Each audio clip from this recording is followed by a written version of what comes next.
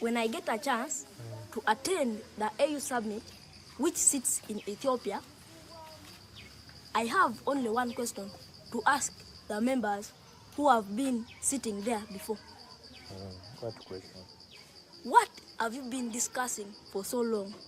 What have you been talking about for so long? To the extent that some African countries are still fighting each other up to now. Yes, what have they been talking? Or discussing? Yes.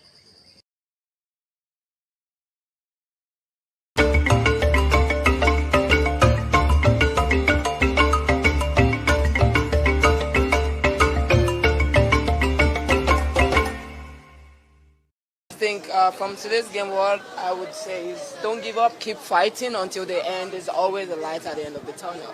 If you believe, only if you believe. To be honest with you, I'm always ready. I always tell my girls, like, stay ready anytime. You can get called upon. And when you get called on, go out there and show yourself. I don't know where that came from, and agenda must agenda. I get it, but I'm not bothered.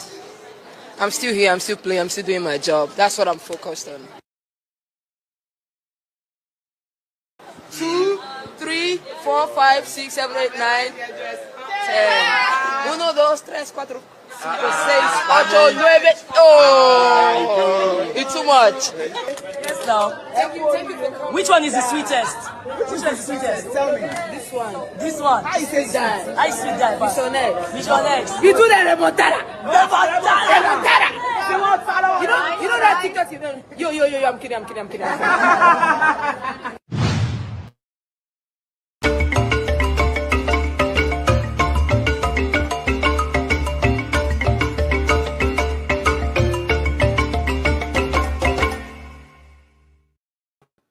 Yesterday in Morocco, Nigeria's Super Falcons delivered a stunning comeback at the Women's Africa Cup of Nations, defeating the host nation in dramatic fashion. Down by 2 goals, the Falcons rallied to clinch a 3-2 victory over Morocco, a remarkable performance that secured Nigeria's 11th title in the tournament's history. Despite the high stakes and intensity, the match was played in a clean fashion, with neither side receiving a yellow or red card. Meanwhile, in Cameroon, political tensions are rising.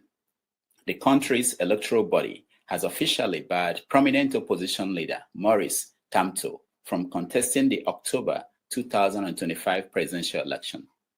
Kamto, who finished second in the disputed 2018 race, now watches from the sidelines as 92-year-old Paul Biya, currently the world's oldest sitting president, appears poised to claim the 8th term.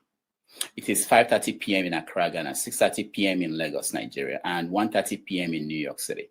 Wherever you are joining us from, welcome to another episode of 90 Minutes Africa. My name is Rudolph Okonkwo. My co-host, Chido Onoma, is on assignment. Joining us today is a very special guest, Dr. Max Siollun, one of the most respected voices in African historical scholarship. A British Nigerian historian, Dr. Siollun's groundbreaking work has reshaped how we understand both Nigeria's past and Africa's broader historical trajectory. He is especially known for his exposition of the post-independent military era, drawing on rare archival material and insider accounts to uncover hidden truths. Among his most acclaimed books are Oil, Politics and Violence, Nigeria's Military Coup Culture, 1966 to 1976, a gripping analysis of the coups that defined Nigeria's early post-colonial era. Soldiers of Fortune, Nigerian Politics from Buhari to Babangida, 1983 to 1993, a riveting narrative of political drama and decline in the 1980s and early 90s. Soldiers of Fortune, the Abacha and Obasanjo years, a thriller-like chronicle of the years following the annulled June 12, 1993 election. What Britain Did to Nigeria, a powerful examination of colonial conquest and its lingering impact, named one of BBC History Magazine's books of the year. And his latest work, The Forgotten Era, Nigeria Before British Rule, brings long overlooked Pre-Colonial Societies Back into Focus with Sweeping Clarity. His writing has appeared in The Guardian, Foreign Policy, The New York Times, The Independent, and other leading publications. Please join me in welcoming to the show Dr. Max Siollun. Max, welcome to the show. Thank you so much for the warm intro, for the warm welcome. It's a pleasure to be here. Thank you so much. We really appreciate you. A lot of people are looking forward to hearing from you today, and I'm glad that you made it. So let me start with issues in the news. We heard that the Falcons, our female team, won for the 10th time. And if that is not excellence, I don't know what it is.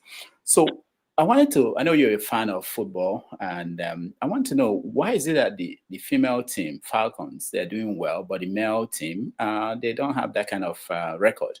What's going on? Well, I'll say a few things. The Falcons, first of all, congratulations to them. Fantastic victory, statement victory, not just the fact they won, but the way they won as well against the host nation, being 0-2 down at halftime and 0-2 down with 28 minutes left, and then turning the game around to win. So it was a thrilling manner of victory. One thing I'll say in terms of your comparison of the women's team to the Nigerian men's team is we have to kind of look at the history of men's and women's football in Africa. For a long time, certain parts of Africa, for cultural reasons, didn't really develop the women's game until recent times. So the level of competitiveness in the women's game wasn't as severe and intense as it is in the men's game until very, very recently. So there's a lot of countries that were competing at this recent WAFCON, Women's Africa Cup of Nations, that never even used to have women's team. That's number one.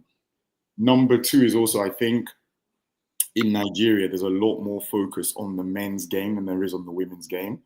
And with that comes more pressure, more political interference, more interference from society, etc., than there is in the women's game. So I think the women's administrators have the added luxury of having less pressure and having less interference than the men's coaches and administrators.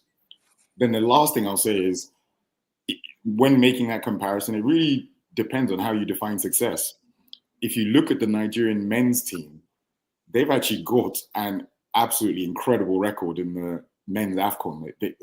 In about 80% of tournaments, in over 80% of tournaments, they reached the semi-final or final, which is absolutely incredible. So literally, if you have 10 AFCONs, 8 to 9 of them, Nigeria is going to reach the semi-final or final. The only problem is that Nigeria tends to lose in the final a lot. So there's two ways of looking at that. You can say that Nigeria is an incredibly consistent team when it comes to reaching the latter stages, or you can say that Nigeria are big chokers and that they reach the latter stages but can never cross the finishing line. Okay. All right. Thank you so much for that. Let's go to Cameroon, where Paul Biya is running again for president. He's been there for 42 years, and he wants another 5-year term. Cameroon, like Nigeria, started as a federation, became a unitary state. I want you to give us briefly, what are the differences in terms of our history? Why is it that Cameroon is towing the line that they're towing? You have a president that could be there for 42 years. But that is not the same story in Nigeria. I know they've had a coup in their history, but their own history is different from theirs. What's going on? So sometimes I humorously compare Cameroon and Nigeria to India and Pakistan, in that just because they're neighbors doesn't mean they need to have the same political history or trajectory. Just like India and Pakistan, you've had one country, a neighboring country, Pakistan, just like Nigeria, has a long, long history of military rule. Then you have next door, India, Cameroon, never experienced military rule. I will add a couple of caveats though, which is Cameroon has not experienced military rule, but it had an attempted coup. It's just that the coup failed. The other thing is that you have to look at Nigeria's ethno-regional religious diversity. Nigeria is unique, not just in Africa, but in the whole world. It is the only country in the world with a 50-50 split between Christians and Muslims. There are other multi-religious countries in the world, but what you normally find is that either the Christians or the Muslims are far, far away in the majority. So in Nigeria, because of the pressure for all the various ethno-regional interest groups to have their turn in power, you could never be a situation in Nigeria where one head of state from one ethnic group is in power for over 40 years. Now, in the Cameroon scenario, is when someone has been in power for that long, it's not always necessarily because the populace, the people, want him to be there, but certain powers become entrenched over those decades, and the person becomes institutionalized to such an extent that even if a significant segment of the population wants him out, the power is so entrenched that you cannot reverse and unroll that 40 plus years of institutional power overnight. So I think those are the key differences between those West African neighbors. Okay, thank you. Now, Nigeria just buried President Muhammadu Buhari, a former soldier turned politician. You've written a lot about Nigerian coups and the culture of military coups. From your perspective, when this generation of soldiers turned politicians, when they die off, do you think there will be a significant transformation in Nigeria's psyche? Yeah, so Buhari's presidency, this last presidency as a civilian, to some extent, it was the last outing for what I euphemistically refer to as the class of 1966, which is that generation of generals who became famous during the Civil War and from then on, from the mid-60s all the way into the 90s, that governed Nigeria under successive military regimes. Now, whether people like or dislike that generation of soldier politicians, they had a certain vision of Nigeria and for Nigeria, and they've been the guiding hands that have been dictating political outcomes in Nigeria for the past 60 years. And to some extent, sometimes when there's been crisis in the country, they've been the ones that have been navigating the country out of those crises. Now, the political generation behind them sees Nigeria very, very differently. And I'll answer the question with a semi-question, which is, given that there's this generational difference in political outlooks, it's going to be really interesting to see whether the succeeding generation, what vision they decide to implement for Nigeria, if and when they get into power, and if Nigeria's political system even allows them to implement that vision if they try.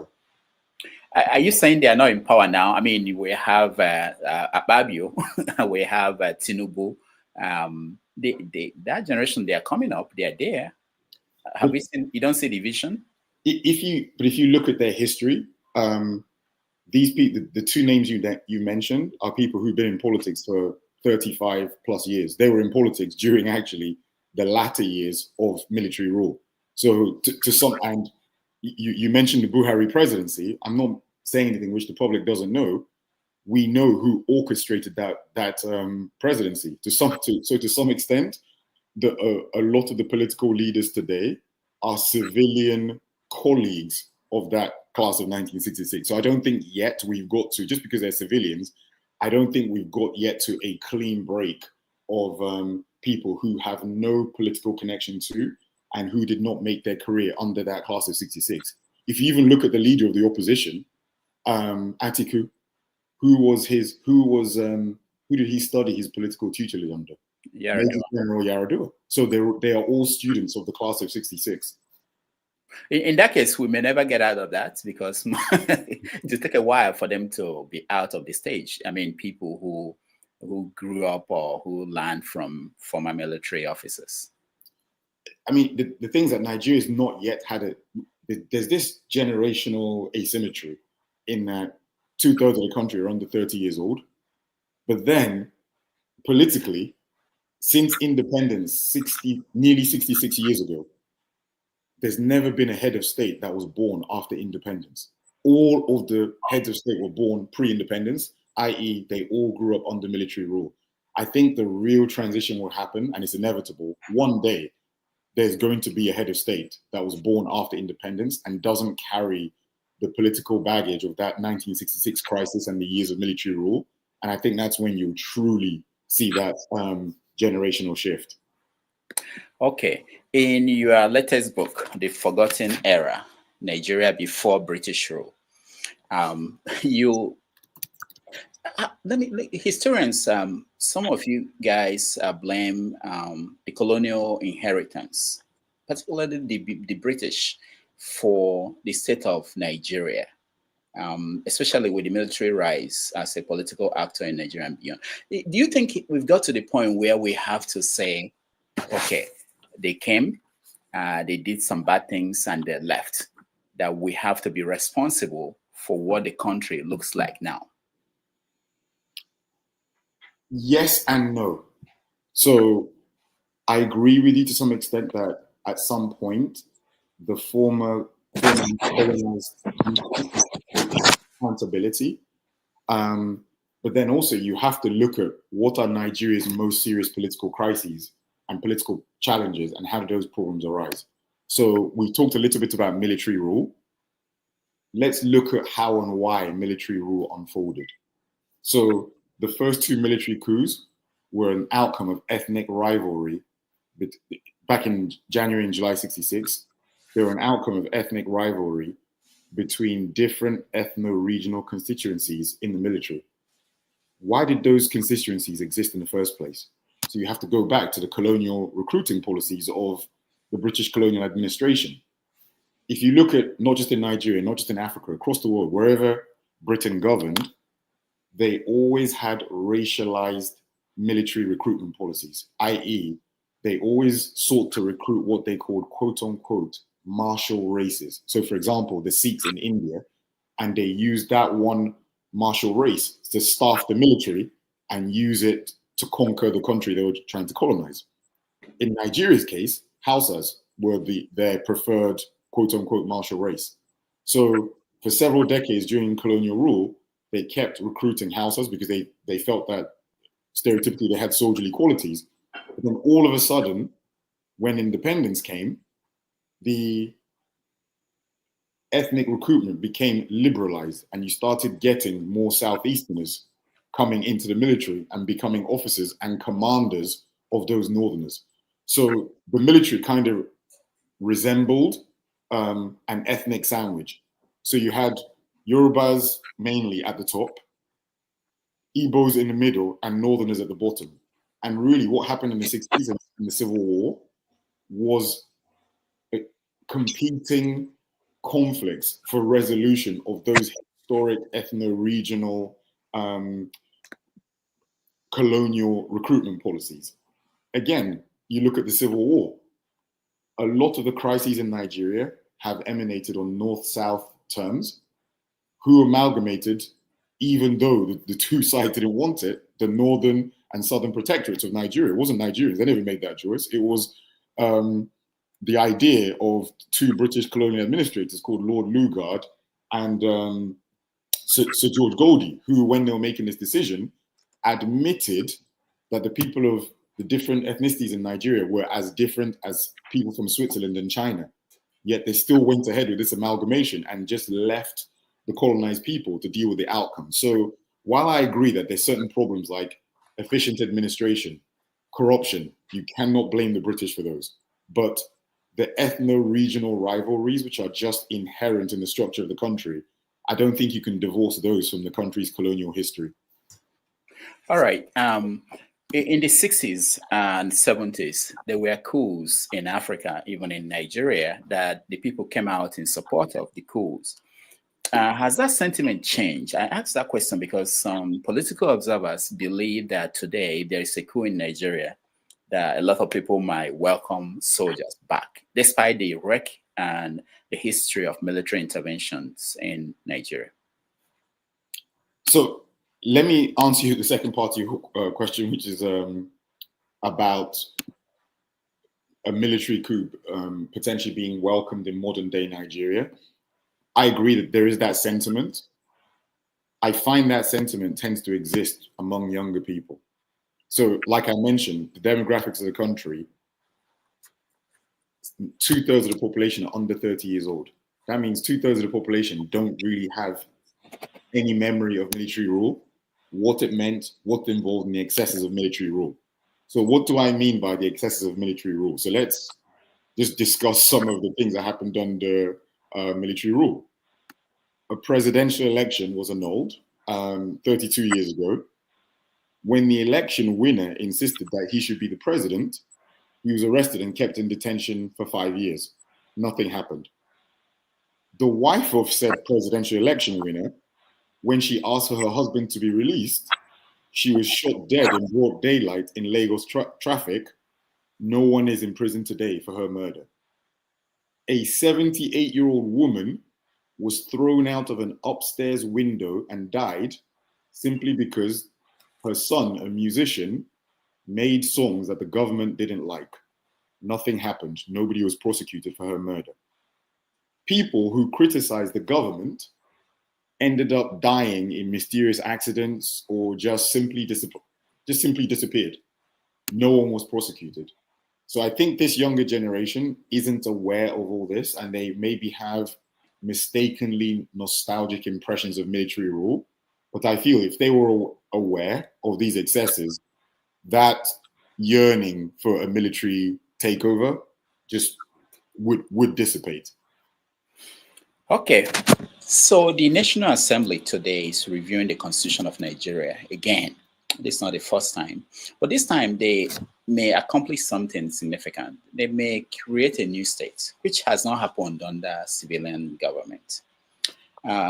Historians like Claude Ake argue that Nigeria's problem is institutional structure. Talked about laws and centralization of power that the military started. And we have now people like Emeka Anyoko, former Commonwealth Secretary, arguing that we need to go back to the fundamental in terms of writing a constitution that will be said or seen as the people's constitution. And I want to know, do you think that the National Assembly, that they have the willpower to be able to reform the country to stabilize our democracy and take it away from where the military took it to? Or do you think we have to really go back to the ideas that Anyoko Group are pushing for? So to answer your question, I do need to go backwards and just look at the history of constitutional conferences in Nigeria's history. So let's look at all the constitutional conferences in Nigeria's history. There was one in 1950, another in 53, another in 54, another in 57, another in 58, another in 66, another in 67, another in 1977, another in 1987, another in 1995, another in 1998, and another one in 2014. So there's been 12 constitutional conferences in Nigeria's history. 12. So I would ask this two questions rhetorically, which is, what can possibly be discussed in another constitutional conference that has not been addressed ad nausea in the prior constitutional conferences? That's my first rhetorical question. And then the second rhetorical question is, even if Nigeria comes up with a new constitution as you and I are speaking now, is Nigeria a country that has a history of following rules and obeying the constitutions we've had so far? So when we are kind of thinking of constitutional conferences as this magic fix for the country's problems, I think we need to answer those two questions first. Secondly, this idea of state creation, one, it's not going to happen. As you, in the history, all the 36 states today were created by the military. 26 years after the military left power, there's never been, the civilians have not managed to create a state. The only state in Nigeria that has ever been created by civilians was the old Midwestern state back in the 1960s that eventually became Bendel State, and it's the predecessor for today's Edo State. That's one in the country's entire history. It won't happen because, one, if you create a new state, it will automatically have a right to federal funding which will automatically reduce the federal allocations to all the other existing states. Those states are not going to approve the creation of a new state that directly conflicts with their own interests. Won't happen. Then number two, as you know in Nigeria, if you create a state in one part of the country, all the other parts of the country will also demand states. So you're going to end, I think the last time there was a state creation debate, I think there was somewhere around demand for 50 new states, which are just completely unviable. I mean, some of the existing 36 states, not some, most of them, probably 30 of them, are unviable as it is. So state creation is not the solution, in my opinion. A new constitution is not a magic silver bullet, in my opinion. I think there need to be other types of national reorientation, and I don't think constitutional conferences are the answer. Okay, let's go back to West Africa. In countries like Mali, Niger, Guinea, Burkina Faso, we saw these new waves of military intervention. And the argument this time is they're against neocolonialism in Africa. And this is gaining traction beyond Africa. You find people in the Western world, Black people in America, in the Caribbean, kind of supporting the stories out of Burkina Faso and the ideas behind these schools. I want to ask you, is this something that you think could spread? And there's also this idea that it's also a reflection of disillusionment with democracy. Is that what is happening, or is it a dangerous argument for military intervention? And then one last thing to connect all of them is, for instance, the French, are they going to fold their arms and allow this to spread, or do you think that the French will fight back by trying to reclaim their sphere of influence in West Africa? So I'll answer the first part of your question first. And you said, are these coups going to spread? I think they already have. So there's a coup belt across Francophone West Africa. You mentioned the country, so I think that ship has already sailed with the coups spreading. Then secondly, there's a lot of Africans, it might be a controversial view, there's a lot of Africans that think that democracy, certainly Western style democracy, it's overrated. It's either overrated and or it is unsuitable for African countries in their current state of development. What tends to happen in African countries, and we've seen this even in Nigeria, is that an election is just another way of doing a census. Because of the ethno-regional divisions, when you have a presidential election, all it does is just replicate the ethno-regional cleavages in society and just perpetuate and replicate them in the political system. Then the last part of your question about France, I don't think that, in my opinion, I don't think these coups are a reaction really to colonial issues in France. I think this is actually a reaction to multi-party democracy of the Western format. I think there's a backlash against that, which is emanating in these military coups across West Africa's coup belt. Okay, let's look at northern Nigeria. You have an active Islamic insurgency there mixed with militia, some of them Fulani bandits. And if you come down towards the south, you have in the east and the west, secessionist movements.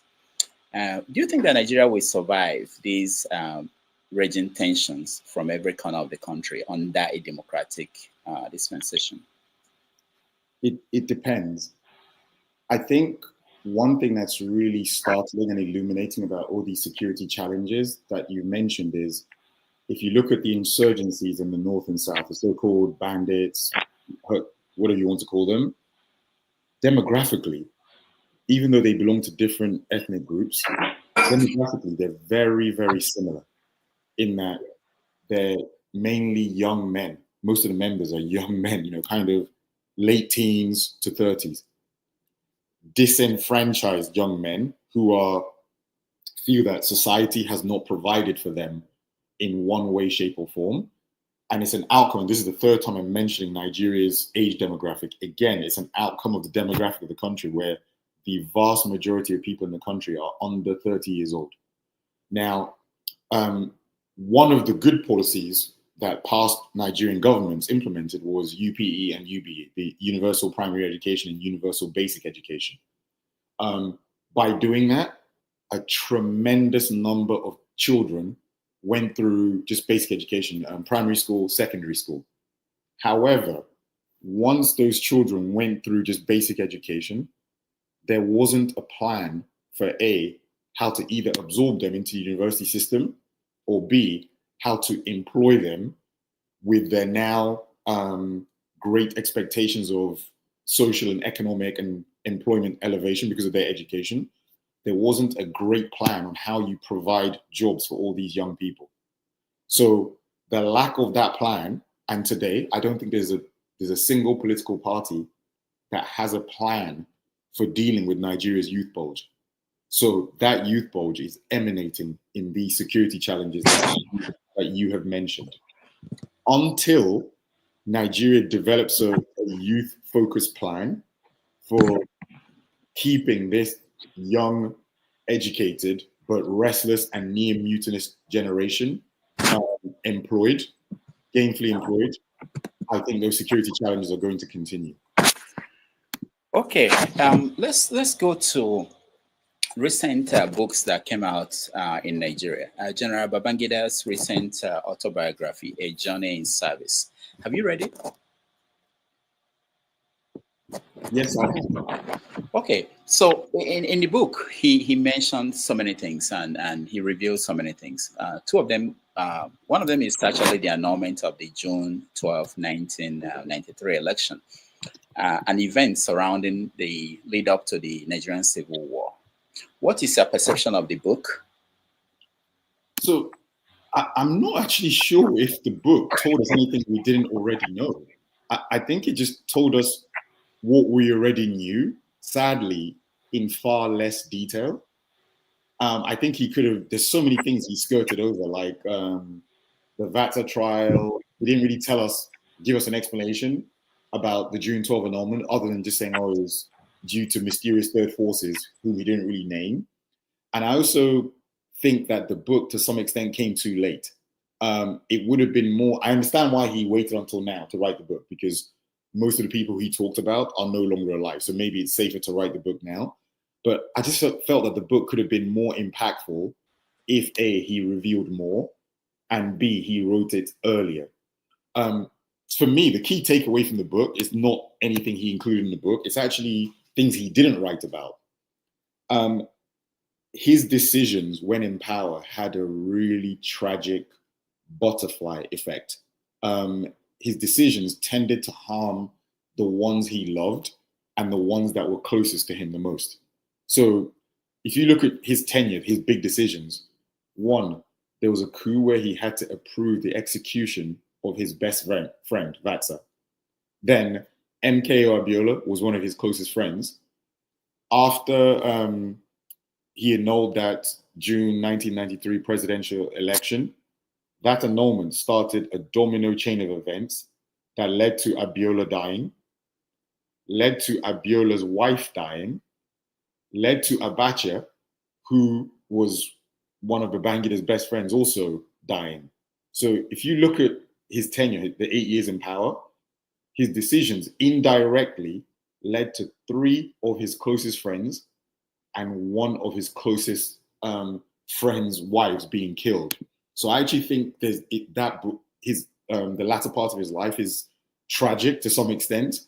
And I would have actually liked him to talk about more. I know he talked about his wife, that tragedy. So it would have been more interesting if he actually talked about and realized about how his agency and his government hurt those around him, and whether, if he could go back in time, would he accept power and being head of state had he known from the beginning how it would just decimate those closest to him.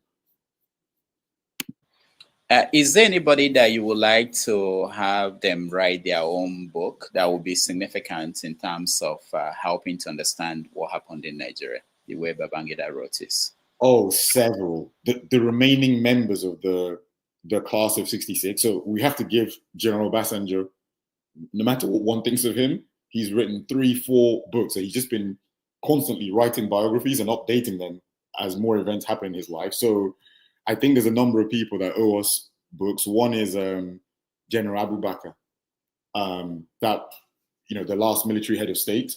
Him writing a biography will be really, really good. Of TYD, General Danjuma, he wrote a book back in the 80s, but I think it could be updated because that book was very, very brief. So I think those two. General Gowon, I heard, was working on a book. I don't know, another book rather. I don't know whether he's abandoned it, but another one from him would be very welcome as well. What do you want Gowon to explain if he should write a book?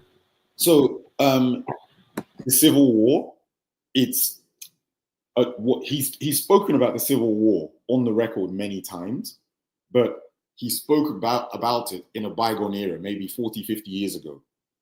Because of, let's just say, changing political narratives in Nigeria, where the Civil War is becoming a topic of national debate again, really General Gowon is one of the few leaders from that Civil War era who is still alive.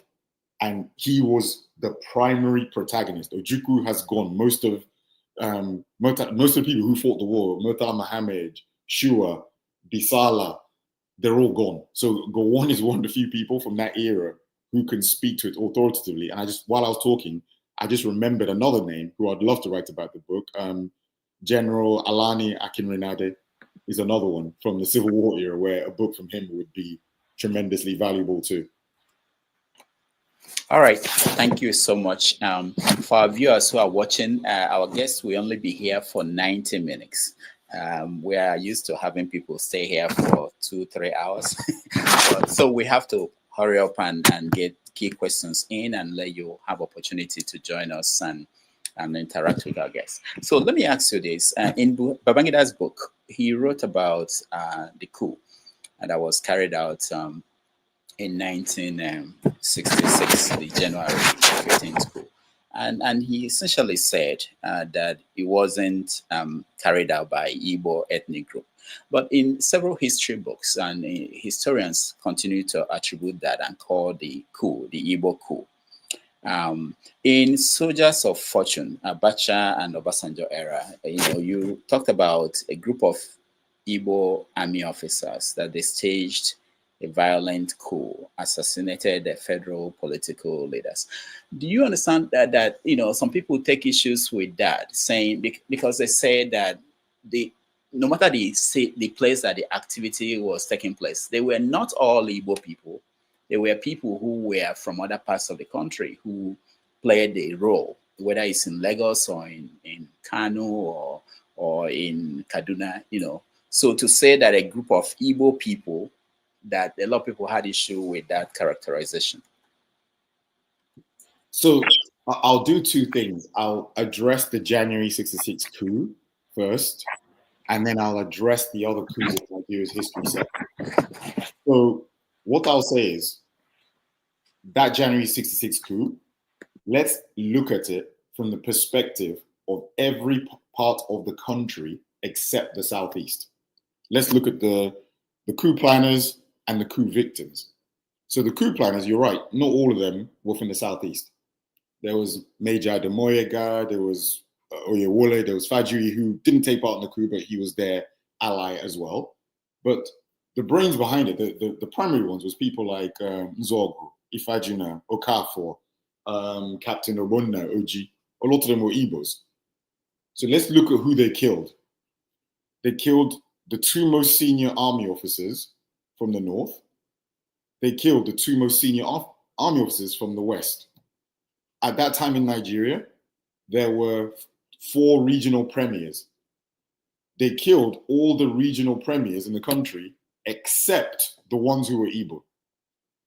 So when you look at this from the perspective of someone who's not from the Southeast, whether or not, I'm not saying it was intentional, whether or not it was intentional, it looked like it had an ethnic agenda. I'm not saying it did, but the way the planners executed it perhaps inadvertently, gave that appearance. My own personal view is that it was not ethnically partisan, but it was politically so. I personally think it was a coup by the then UPGA or by supporters of the UPGA to eliminate the NNA government. That's my own personal view. So that's my answer to the first part of the question. Then the second part, which I promised to answer, was let's look at all the other military coups in Nigeria's history in order, chronologically. July 1966, who were the key planners? Northerners. July 1977, who were the key planners? Northerners. February 1976, who were the key planners? Northerners or Middle Belters. December 83, key planners, Northerners. 1985, the failed Vatsa coup, Middle Belters, again. April 1990, key planners, people from the Niger Delta. 1993, Northerners. Then I'm not going to mention the 95 and 97 coups because I understand that there's no consensus on whether those were actually coups or not. So I just don't want to get into that rabbit hole. So given that, as I've just shown, every single military coup in Nigeria's history has been ethnically and regionally lopsided in that the planners and the executors tended to overwhelmingly be people from one part of the country.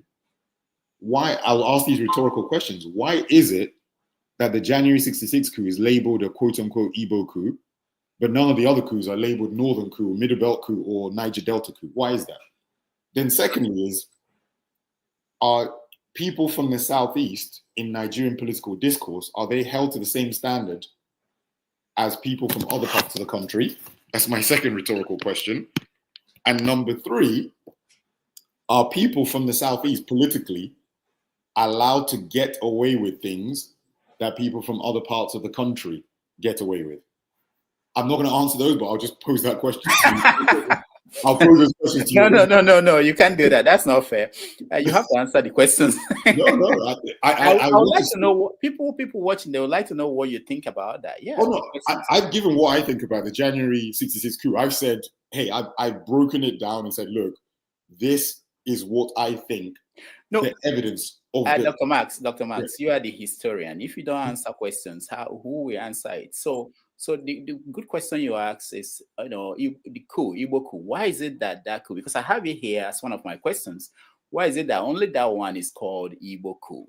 The other ones, they don't get that kind of a label. You're a historian. You write these things. You're part of the people writing these things. So why is that? So, but the thing is that the reason why I'm leaving that question for the audience is twofold. One, I want them to debate this. And two, I'm not one of the people that makes that assessment of thinking that, oh, one coup is sectionally partisan, but the other ones aren't. So I want the people who hold those viewpoints. Let's come on, let's talk about it. Let's rationalize. Why do you have those views? All right.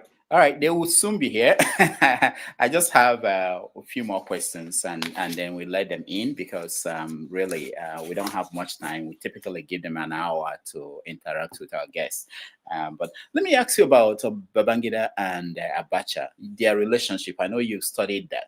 What do you make of their relationship, how they were able to run the country and the impact on Nigeria? So they were great friends. Great friends for 30 odd years from the 1960s, from their time in the Nigerian Military Training College where they were classmates. That friendship also had a great element of loyalty from Abacha to Babangida and vice versa. And Babangida also had the added luxury of having a friend that saved his life during the April 1990 coup and saved his family's life, his wife's life, his children's lives, and who was very, very adept at keeping him in power for the 8 years that Babangida was in power. Now, the dynamic that played out was, at some point, Abacha became tired of being the Khalifa, the heir apparent to the throne, as he was then, and he wanted to be rewarded with his own turn on the throne. I mean, we've seen that in modern Nigeria now, where a politician who I will not name said a few years ago, "It is my turn." So that "it is my turn" narrative is not new. It existed with Abacha and Babangida as well. And when you look at that political crisis that emanated from the June 12, 1993 presidential election annulment, at least a part of it, not all of it, was a case of the deputy becoming impatient and thinking, "It is my turn now. It's my turn in power." And perhaps the incumbent not quite being ready to step aside and let the deputy rather take over. All right, I have two more questions and then we'll let the audience come in. One is this: I want to give you a view, a bigger picture of what's going on. China is rising, America is in decline. How would that impact Africa? I asked the question because, we talked about the first scramble for Africa under the Europeans. We now have what is known as the second scramble for Africa, with China leading. Do you think that Africa will do better under China than they did under the Europeans? What I'll say is that dealing with China is different, in that when African countries deal with Europe and America, when Europe and America provide aid and trade, it usually comes with conditions and lots of strings attached. They normally make trade and aid conditional on the donor country or the trade partner adopting their values, like multi-party democracy, human rights, liberalizing their society, and adopting their values, etc. To that extent, China is very different, and from an African country's point of view, it's probably an easier partner to deal with, because the Chinese don't attach so many conditions. They're a lot more pragmatic, and they want to do business. And to some extent, they're far less interested in how Africans run their societies, and they just leave you to run your society as you see fit, so long as they are extracting economic benefits and resources from that relationship. Okay. One last question on history. Nigerians are under attack in Ghana, in South Africa, in Kenya, in other parts of Africa. And citizens of these countries, it appears as if they don't understand the Nigerian. Peter Nahoro wrote a book called How to Be a Nigerian. Is there anything about being a Nigerian that our African brothers and sisters do not understand? I really think that anti-Nigerian hostility in other African countries, it emanates from two things. One is, there's this saying that Nigerians have, which is, if you can thrive and survive in Nigeria, you can thrive and survive in anywhere in the world. And the reason why they say that is, let's just face it, Nigeria is a very challenging environment to thrive in. To succeed, you have to be ultra competitive. You have to be really ambitious, really aggressive sometimes. Where Nigerians see themselves as entrepreneurial, innovative, dynamic, culturally, in other countries, those traits can be seen as being pushy and being rude. They're not quite as forthright. Some other cultures are not quite as forthright and as competitive as Nigerians are. So I think, one, there's a cultural clash. And then number two, wherever Nigerians go, they're always a successful immigrant group. And throughout history, if you look at other immigrant groups in other cultures, they're always resented by the local population. And the Lebanese, Indians, Jews, other cultures that wherever they go, they thrive. What do they all have in common? The places where they go to resent them, and the resentment is just, let's just be blunt, it's out of jealousy and it's out of economic envy that the immigrant is thriving and succeeding more than the host population. Will you apply the same thing to some of the groups that within Nigeria, people don't like? Would you say it's the same thing? Absolutely. So I think a lot of this ethno-regional rivalry in Nigeria, it's just a competition for resources. So the person who is hostile to you doesn't actually care to some extent about your ethnicity. they care about your ethnicity only to the extent that you're competing with them for the same resources and social opportunities. Okay. One last thing. One of your books, Oil, Politics and Violence, you talked about how they interact and came together to determine how Nigeria is today. If there is no longer oil in Nigeria, or that is no longer useful worldwide, how would that change the Nigerian political scene? So oil has been, since the 70s at least, the glue that's held the country together. Right now, there's a consensus on continuing the Nigerian Federation, perhaps not in the Niger Delta. Maybe if you ask them, they're probably the part of the country that's least devoted to, and maybe the Southeast, to national integration.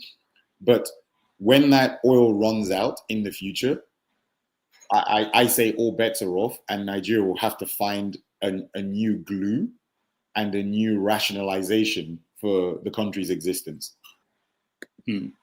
All right. Because we don't have time, I haven't taken any break, and I don't plan to, because I want to give opportunity for our viewers to be able to interact with you. So I have in the studio with me Jide. Jide, welcome to the show. Yeah, greetings, Dr. Damage. It's good to see you, and greetings to the guests, Dr. Max.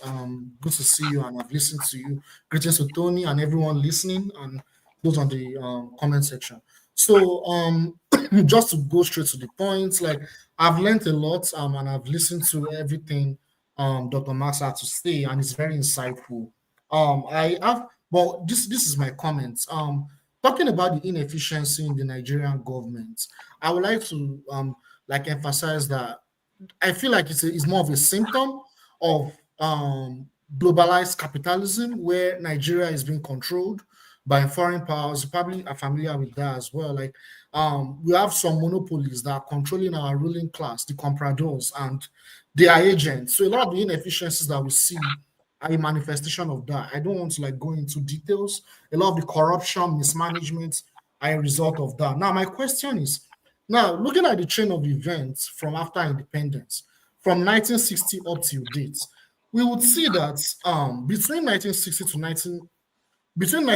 like the early 1980s, we didn't see so much of the effect of neoliberalism in Nigeria until the structural adjustment program was implemented by Babangida, which I think you alluded to about the impact of Babangida when he was the head of state. And it was this structural adjustment program was implemented in 1986, and that had, and up to now, we see having devastating and monstrous negative effects on the quality of lives of Nigerians and the economy of Nigeria. And based on that, my own point of view is that the system we have in Nigeria is doing what it's supposed to do, which is the control of resources by the monopolies of capitalism and the agents that are doing what they are doing. It's serving its purpose. Now, my question to you now is, Dr. Max, is how do you suggest, or if you agree that imperialism is one of the major causes of why Nigeria is where it is today, how do you think we can defeat imperialism and actually go into the path of actual development? Thank you.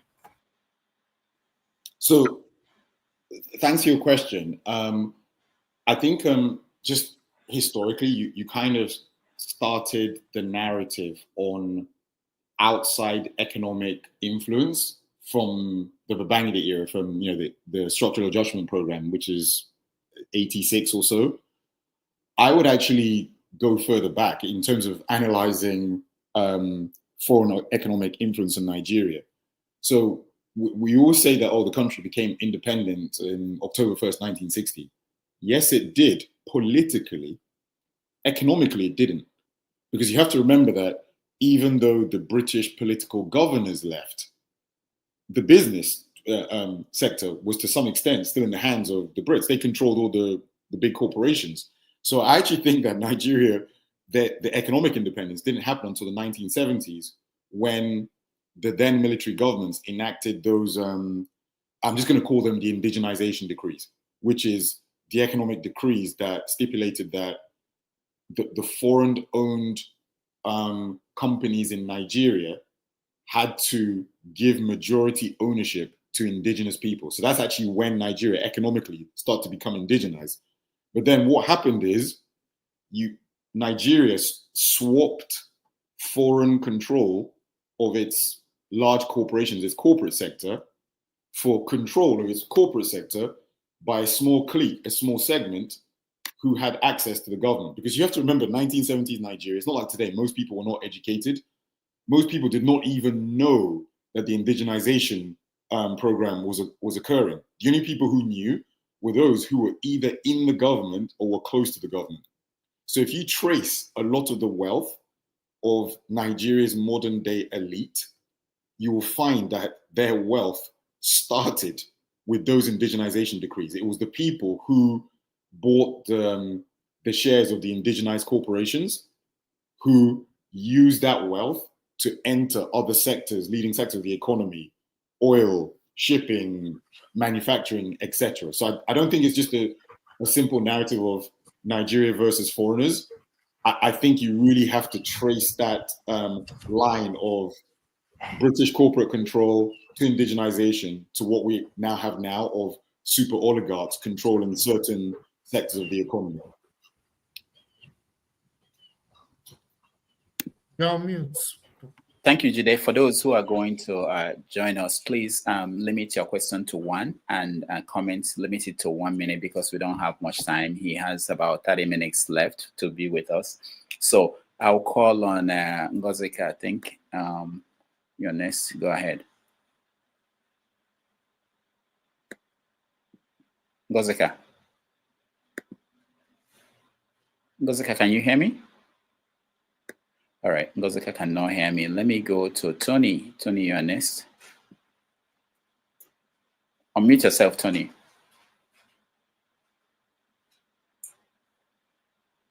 Tony, unmute yourself. All right, Tony cannot. Something is going on. Michael, welcome to the show.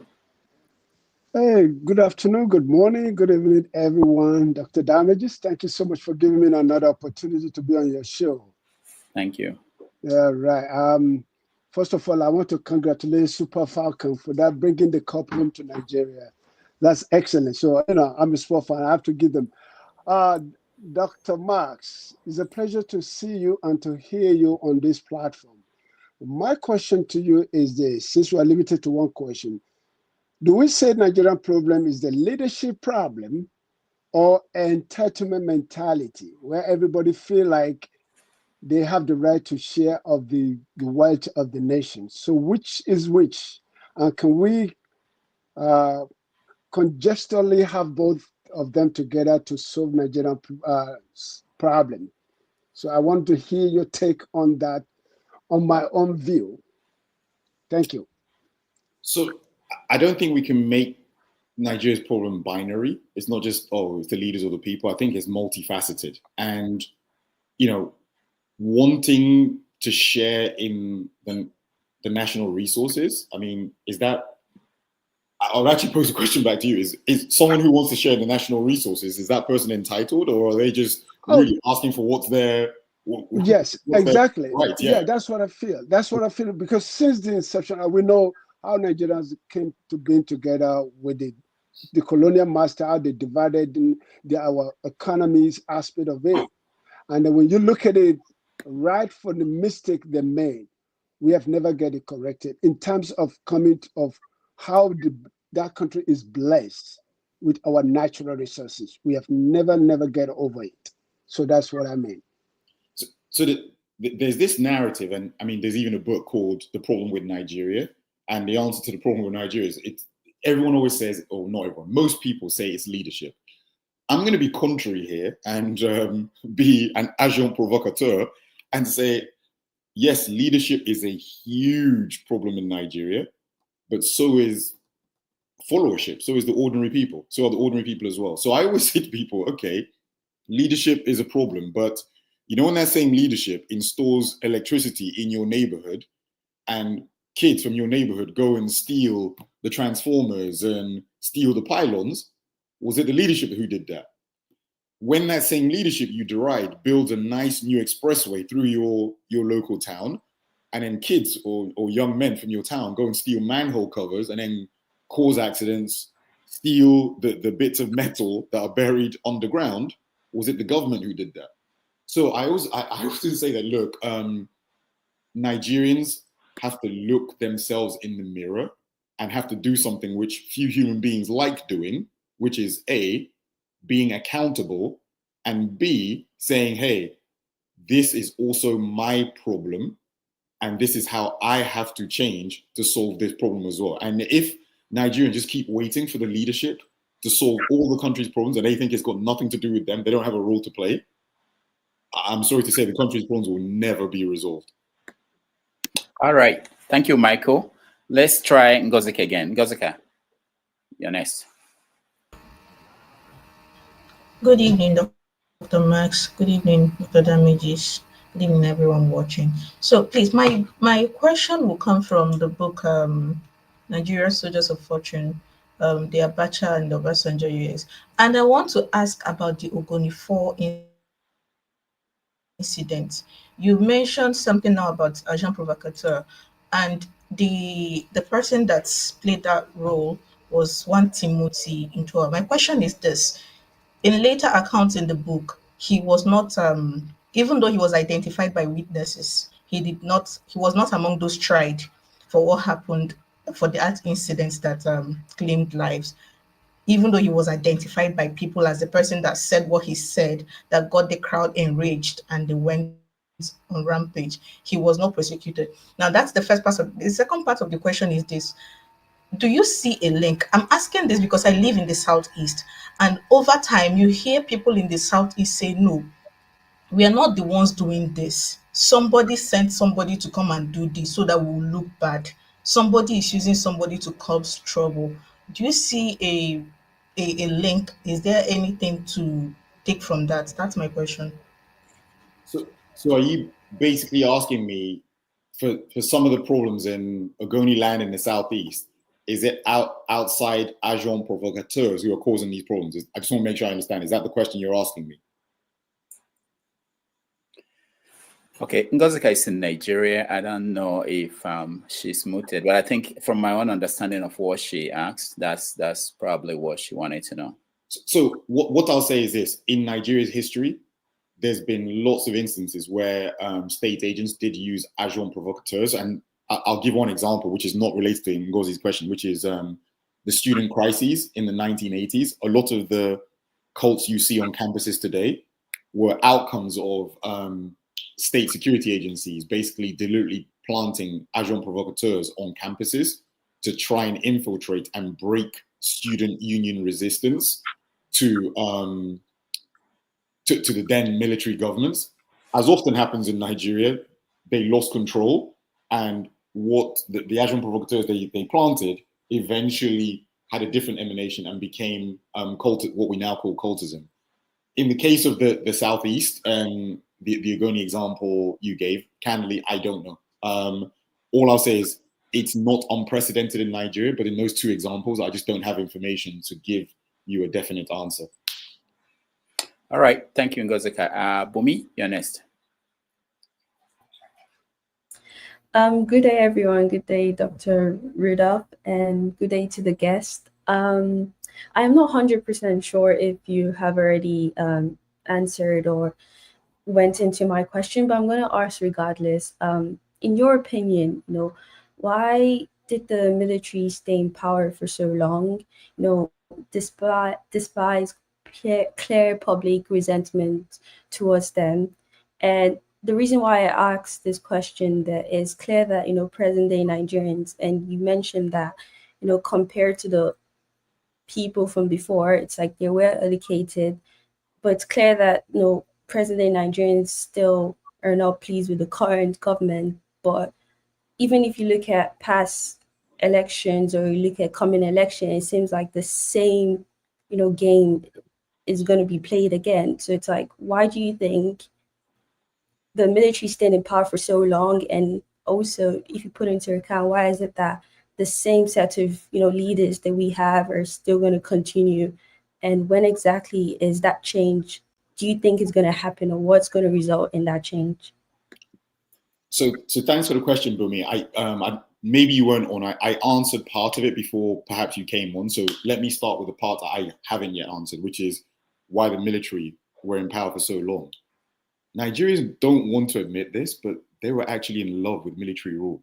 When civilians were in power, they often campaigned and cheered on for the military to overthrow civilian governments. In fact, a lot of military coups in Nigeria were financed by a very, very well-known billionaire businessman who is tremendously famous in Nigeria.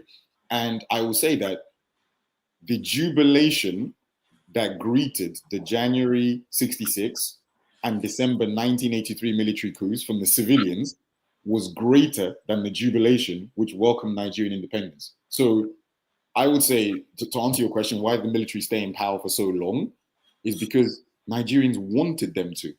There was never any serious resistance to military rule until the 1990s. So the military really governed for about 20 years with absolutely no opposition, or little opposition maybe. And I guarantee you, in the 1970s and 1980s, if you'd had an election between a civilian party and the military ran as a political party, the military would have won that election in an absolute landslide. So that's my response to that unanswered part of your question. Maybe just for the sake of the other people, I won't repeat what I've said. Perhaps just after we finish talking, just go back and listen to the interview online and you'll hear me answering the second part of your question already. All right. Thank you, Bumi. Let's go to Greta Dodge. Welcome. And any question for our guest? Hi. Good day, Dr. Marx and Rudolph. Thank you. I don't know. This is the first time Rudolph has invited someone and we don't see the face. Okay. Can you hear me? Yeah, we can hear you, but you can speak up a little bit. Yeah. Okay. Yeah. So, Dr. Marx, the question I want to ask, I read the article. When I think you listed 5 things that would have happened if Biafra had succeeded, and you say it would have been rich. But I didn't read from there that it would have been a successful country or a prosperous country. Because being rich is different, than being prosperous. Like Saudi Arabia. But again, why do you think that from you studying history, the history of Nigeria, do you think it would have been better for Nigeria to, then or now to be divided so that everybody would just go on its own? Because I came to that conclusion, like this year that Nigeria should break up because it's been taking so many years and taking so many lives. Nothing has worked. Okay, so I'll say this. I'll pose a rhetorical question. When you say Nigeria break up and everybody go their own way, so there's about 525 different languages in Nigeria. So how many countries do you want it to be? 525? No, some people could band together and form a country. For instance, the Southeast. Even though I'm not going to say that we are kind of one, but language, we are one. So let me say this here. There's this fallacy in Nigeria that the problem is, if the country broke up, all the problems would be resolved. Let me tell you right now, even if you broke Nigeria up into 6 different countries representing the 6 geopolitical zones, Nigeria's problems would just replicate in each of those zones. So let me give you an example. This argument about power rotation in Nigeria between different ethno-regional areas, if you had a Republic of Biafra today, I guarantee you people from Anambra State and Imo State and Abia State will be fighting each other about which of them should produce the president, just as they do in Nigeria. If you had an Oduduwa Republic, people from Kwara State, Osun State, Lagos State, Ogun would be having the same battle. So, but my response is, if the answer to Nigeria's problems is balkanization, then why in prehistory, before the British came, Yoruba people spent much of the prior century fighting each other. Southeast people spent much of the time fighting each other. People from Arochukwu and from Aba and from Port Harcourt didn't regard themselves as the same people. These identities that we have today, like Igbo, Hausa, Yoruba, they're fake identities. They did not exist 200 years ago. So I think we need to get away from this fallacy that, somehow, if the country broke up, everybody would just be living in peace and harmony. All that would happen is you would have the same patterns of conflict just replicating in the new countries that would arise. All right, thank you, Greta Dodge. Let's go to Obolo. Obie, welcome to the show. Thank you, Dr. Rudolph. Dr. Marx, I fuck up for not reading your books before now. Excuse my Yoruba, please. You alluded to the class structure in Nigeria, talking about the class of 66, how they were able to help the country so far. But at the same time, you said that the new class, the new generation that are prone to take over from this class of 66, they have a different vision for the country. What do you think that vision is? So there's been this talk of restructuring in Nigeria, which is right now, really, all the axis of power in Nigeria is federally centered. Abuja that's where the action is in the federal government. But I think there's a new generation of political thought that wants to kind of revert back to the 1960s era when the power was in the regions rather than in the federal government. So Nigeria is a strange federation in that, let's just look at other federations in the world, say America. So the states, the regions, the subnational units came together and created the federal government.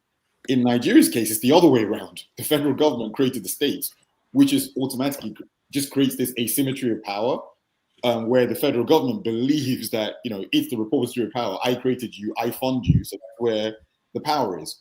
I think it is going to be tremendously difficult to reverse that asymmetry of power, because if you did, there would be massive, massive polarizations of economic and political development, because one thing that would happen automatically is that Delta, Bayelsa, Akwa Ibom, and River states would be by far the richest states in the federation if they were allowed to keep all the oil money.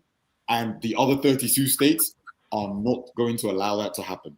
So that's what I meant by the different visions of political thought and national development.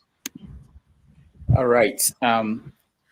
Before we continue, I see Comrade Murray. Before I come to you, there's a question I got on Facebook. It says that in your latest book, you talked about pre-colonial period of Nigeria, that you didn't talk much about this Igbo people in the pre-colonial era, and he wanted to know why. I would say to that person, have you finished reading the book where I wrote about there's a chapter called A Remarkable and Mysterious People, which from A to Z is only about Igbo people. Then has that person also read the chapter called The God That Carries the World, which is about Igbo pre-colonial religion? So I'm going to be charitable and say maybe the person hasn't finished reading the book, but maybe answer that person by saying, hey, have you read those chapters? And why, after reading those chapters, do you still come to the same conclusion that I didn't write about Igbo pre-colonial history? All right. Omoroye, you're next. Yeah, thank you, Dr. Damages. My greetings to our guests and our other panelists and our esteemed viewers across the globe. Kudos to your guest. I was so much impressed the way he dealt with the question of the 1966 coup being an Igbo coup or otherwise. And the answer he gave to the panelists that asked about the separatist agitation, you know, sharing Nigeria into 1 million countries will not solve the problem. So this is a comment, and it will be followed by a question. I want to believe that, in as much as want to blame the colonialists and our successive Nigerian leaders, I think we are not sincere as a people. The division among the people, what we're doing to ourselves as a people, is greater than the poor foundation, the bad foundation laid by the colonial masters. Because what we're doing to ourselves today is worse than what the colonial masters did to us. And to my question to our guests is that, don't you think we merely addressing the symptoms instead of dealing with the systemic issues that is holding Nigeria, in perpetual bondage. We are not sincere. We are hypocritical as a people. We are not united. Our division along the ethnic, tribal, and religious line is enabler, to the politicians who are merely taking advantage of our disunity. Thank you. Just because we're running out of time, I'll make this quick. I'll say this. If you look at other developed countries in the world, let's say America. America is over 300 years old. Nigeria is about coming up to 65, 66 years old as an independent country. So let's look at what was America like when it was about 60-something years old. Oh, it was corrupt, full of economic inequality, full of injustice. It was violent. It was full of racialized rivalry. So why do we think, given that the richest, most powerful country in the world had to go through these growing pains, why do we think that Nigeria is the only country in history that must go from colonized and become developed without experiencing some of the growing pains? So I would say we need to contextualize and understand that Nigeria is still an infant as a country, and there is no quick fix to development. It's not a day job. As they say, Rome wasn't built in a day. Thank you so much. We're about how many? Less than about 10 minutes left. Let me ask you this question. Okay, Bamiji, that's just one question now before you go. No, from the comments. Hold on. From the comments section, there are people who want to know why is it that we can't see your face. Somebody said, it's been at the beginning of the comments. Yeah, that why is it that we don't see your face? Somebody said this is the first time on this show that we have not seen the face of the guest. Do you have any answer for them? Yeah, I do. I like having a private life. Okay, that's good. If you want a question to be highlighted for me to see it, you can do that. I will be able to see it. I know there were some questions that came. I can't go back, but let me. Okay, Ovie, you have a chance. Just ask a question you want. Then Dr. Max. So what now lies in our future? Is it the federalism is going to continue going straight, or the regionalism, or state autonomy like that of America? What is the future like? Or do you see us going through another civil war before we actually start getting our act together? What's the future looking like? Oh, good grief. I hope there's not another civil war. Please, no, not that. So from my own personal perspective, I don't want that. No. So I think what's happening now, there's been political evolution outside the constitution. So I'll give a couple of examples. For you, the biggest political innovation since 1999, the last 26 years, is Sharia. That's one. Two is zoning and rotation between different parts of the country. So the question I'll ask is, where in the constitution are those things? Where in the constitution does it say that you can have Sharia criminal law? So you have 1/3 of the country is practicing a criminal system that's not really been constitutionally mandated. And look, there's reasons why nobody wants to litigate that. It's incendiary. It's a potential national destabilizer. Then secondly, zoning and rotation. Everybody has accepted that. It's just part of the national political consensus now. Again, it's not anywhere in the constitution. So I think that the way Nigerians have been innovating and politically developing, and it's part of what I and Rudolph discussed earlier, the political trajectory is now outside the constitution. It's just happening by elite bargains, by negotiations, and by verbal bargains which people obey anyway. So there's this great irony in that the things that Nigerians respect and obey are verbal promises they make to each other, but then the written constitution that they spend decades developing, they don't pay attention to that. All right. This is a question from WhatsApp. It says, outside of your own books, what are your top 3 favorite books? Oh gosh, I'd say I'm a fan of biography. So Bill Clinton's biography is great. General Colin Powell's biography is great. And then perhaps the book, The Brothers' War by John de St. Jean is also, the best third-party account on the Civil War that I've read. Okay, thank you. Victory, you're next. We have about 8 minutes left. Thank you, Rudolph. Good evening from my end, and good evening to Max as well. My question is, I'm a bit worried of late that with the talent that Nigerians have all over the world, how come we've not been able to use our talent to fix our country? Is it that we're just big-matted people? We just like to make noise, and we're good for nothing. How come we've not been able to use the so-called talent that we have, that we possess around the world, to fix our own country? Could it be something that we're missing, or we don't know what is? Is this something that we don't know what's happening in our country, or we're just going around the circle? That's what I really want to know. Well, it's about giving that talent you mentioned an enabling environment to thrive. So, as you correctly identified, that talent thrives abroad, where obstacles are not placed in front of it. It thrives abroad in a less corrupt system. It thrives abroad in a system that rewards merit and ability and punishes dishonesty and corruption, whereas in Nigeria, often it's the other way around.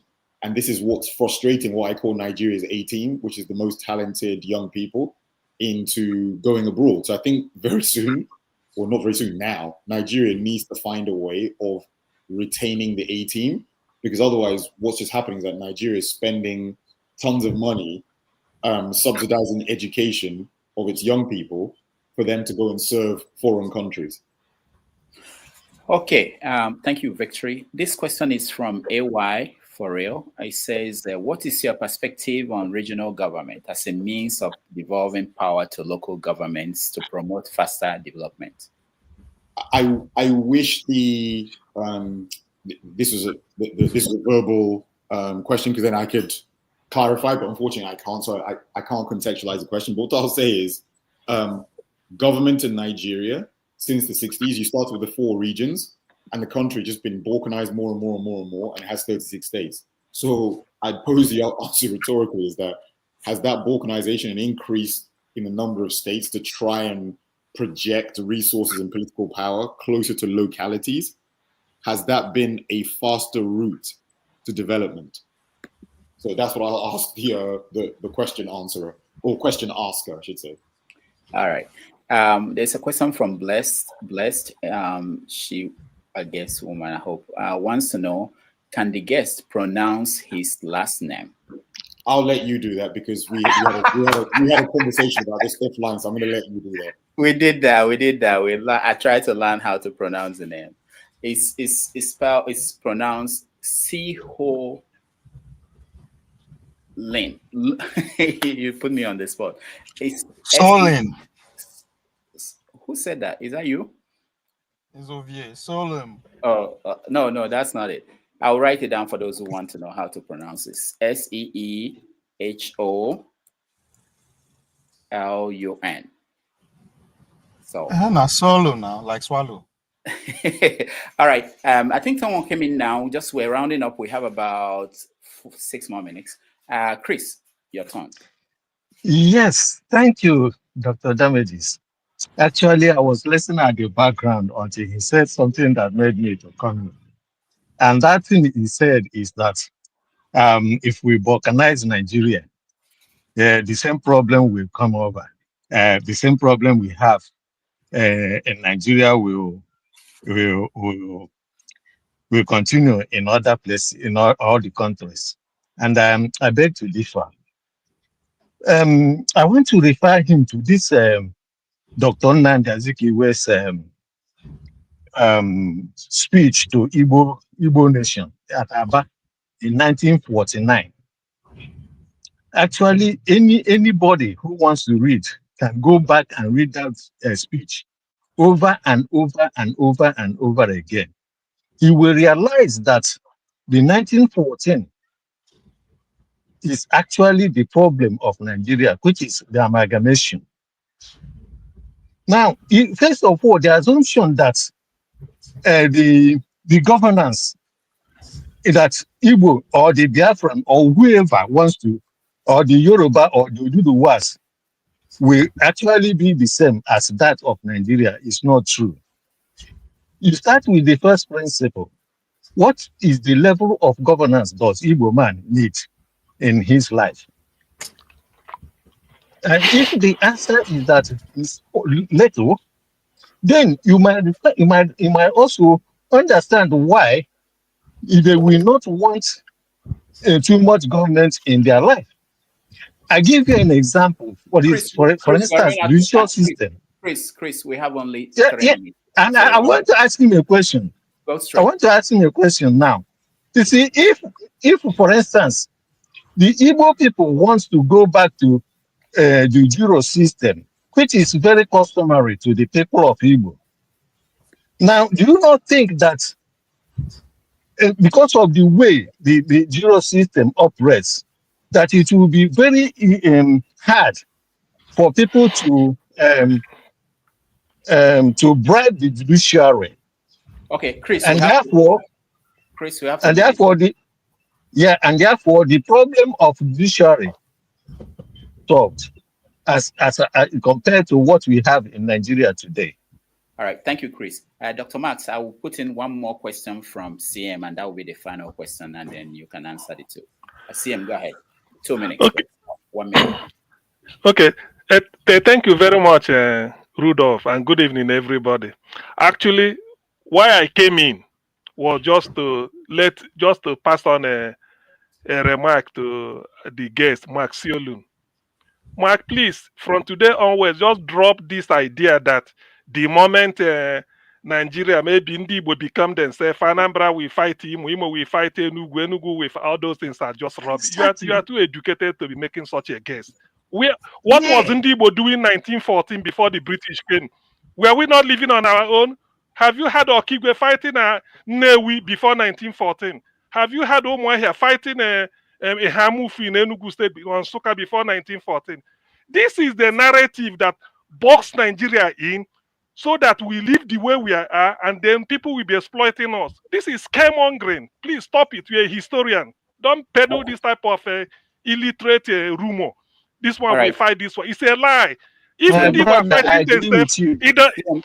are fighting themselves, it does not mean Yoruba will be fighting themselves. Yoruba can live their life. The Kanuri, if the Kanuri is making progress and Ndibo are fighting themselves, what difference does it make? We are different people. CM, thank It's a you. lie, please. Please stop it. Stop it. You're educated. CM, we have to go. Thank you. All right. Dr. Max, your final thoughts. Yeah, sure. So I think what I'll say, I don't think Chris CM actually asked me a question. I think he just made a statement. So I don't think there's anything for me to respond to. Chris was saying, I think, that the Southeast should revert to pre-colonial institutions, which are, in his view, immune to bribery. What I'll say to Chris is, the 1 minute I have left is not enough time to answer your question. But what I'll do is I encourage you, read my latest book and the chapter on Igbo pre-colonial history. And after reading it, maybe reassess if you still hold that view. Dr. Rudolph, what I'll say is I know there's other people that want to ask me questions. If there is a way they can ask them online on the internet, I'll be happy to respond. I have to run now. What I'll do is I'll be happy if there's a hashtag or some way to forward them to me on X / Twitter. I'll be very happy to continue the debate later on online. All right. Thank you so much for joining us today. We appreciate you and appreciate your work. I know that we don't have enough time for everybody to have opportunity to ask a question, but thank you so much for joining us. We take a break. When we come back, we do a review. Thank you, everybody, and see. Thank you.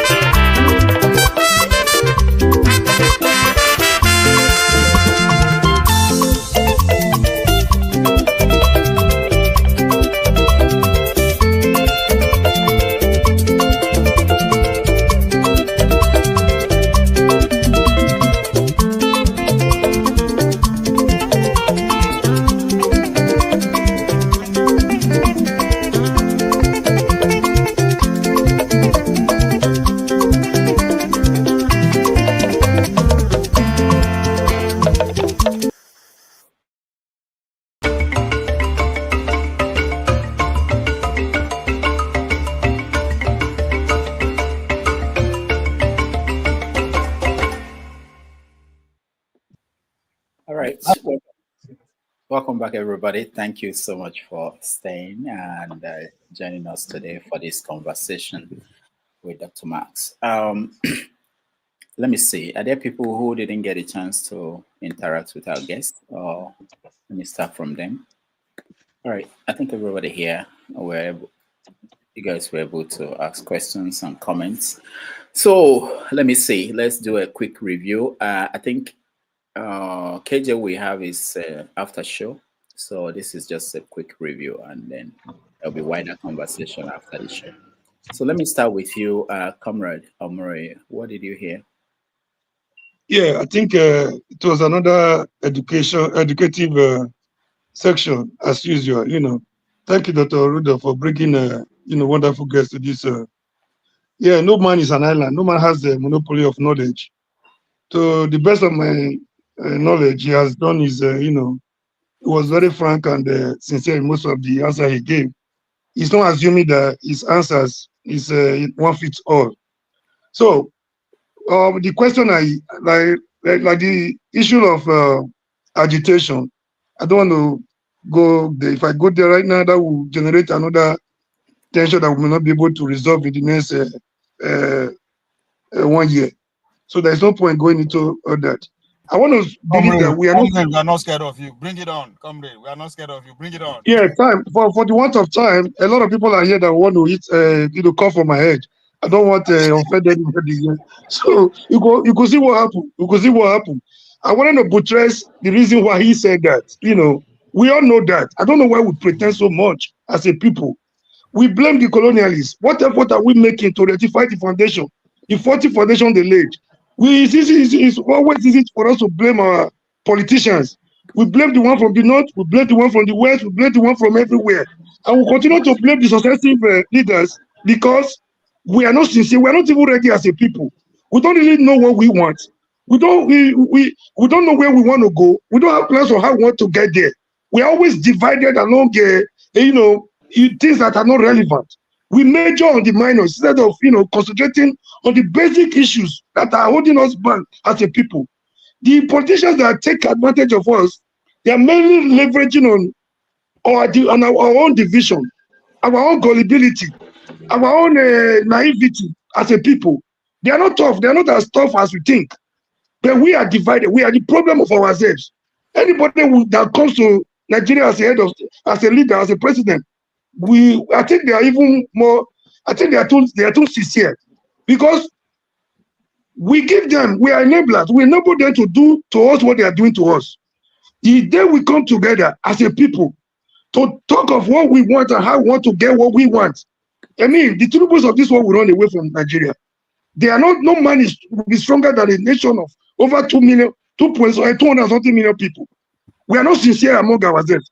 If you ask the Benue man to talk about the Fulani man, it's easier for him to talk about the oppression, the killing. But if you ask him to talk about the division, the dichotomy, the oppression between the Doma and the thief, he will be silent if he's from the thief side of it. The oppression they are doing to the Doma since 1999, why the Doma people have not been able to produce a governor, they will be mute because they know he affects them. If you come to my state of Edo State, on the oppression, I don't want to go so. I don't want to, toss a lot of things that, hit me against my brothers on this platform. We are not sincere among ourselves. That was the issue the guys was relating to. If you create 2-3 countries from Nigeria today, the East, the West, and the South, as the case may be, even before the Civil War, all these things were already there. Will you want to ask yourself, why will a Yoruba man return the rent he collected during the Civil War and return the property our Igbo brothers left behind, after the war, and the man from Rivers, we see the abandoned property. There was already a crime, there was already a bitterness even before the war. So all these things are there. We pretend as if they are not there. Why do we pretend like this as a people? So this is our greatest problem. The moment we come together as a people, recognize that we are first of all a people. Before we deal with our tribes and the religious, issues, that's the day we will begin to get our freedom. So the time will not permit you to go on. Thank you. All right, thank you, Omori. We appreciate you. Let's go to CM. Well, CM, go ahead. Well, okay. Thank you, Rudolph. As a review, to be honest with you, I'm terribly disappointed with the guest. You see, whenever you hear people say they are historian, was it Bob Marley that said tell a history without telling lies? What is it? Why is it that in Nigeria people tend to twist facts? Things that we can easily use common sense to explain. People tend to come and make, convolute it and make it look as if it's impossible. The idea that Yugoslavia under Tito was the person holding them as if he's an emirate, and they were boiling inside. The world said, nah, no more Tito, no more Yugoslavia. Is there no peace there? Is Croatia not developing at its own pace? But they will bring this idea. I'm going to where I stopped. I'm trying to take off from where I stopped.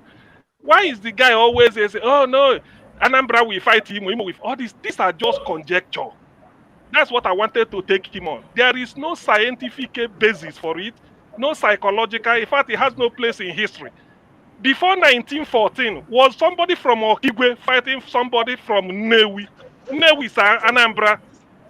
Okigwe is Imo State. Was somebody from Owerri fighting somebody from Oka? Anambra, Imo versus Anambra. Was somebody from Umuahia fighting somebody from Enugu? Enugu is Enugu State. Umuahia is Abia State. Like he just making noise. So he was just, I don't know.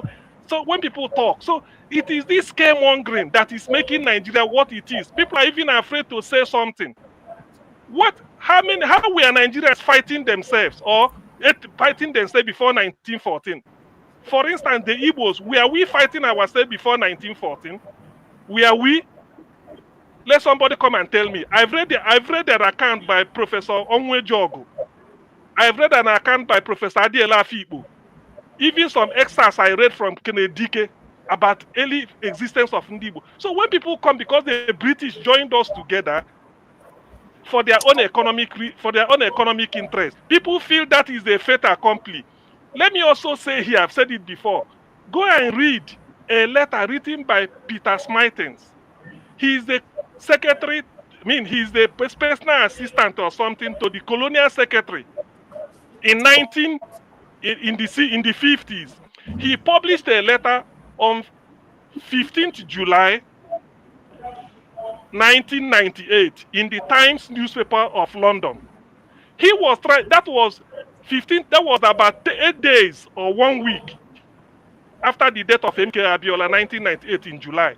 What the man wrote there was, they were regretting that they did not have the experience of Yugoslavia or Russia to guide them when they want to put Nigeria together. The word "put" ECC, he said PUT. They want to put a country together. How can you form a country for a people? Is that not and he's a historian. So the man was right. He said they did not have the example of Yugoslavia because they saw Yugoslavia as a country in the 50s. But they never knew Yugoslavia will crash. They saw Russia as a country with a country of different nationalities in the 60s as USSR.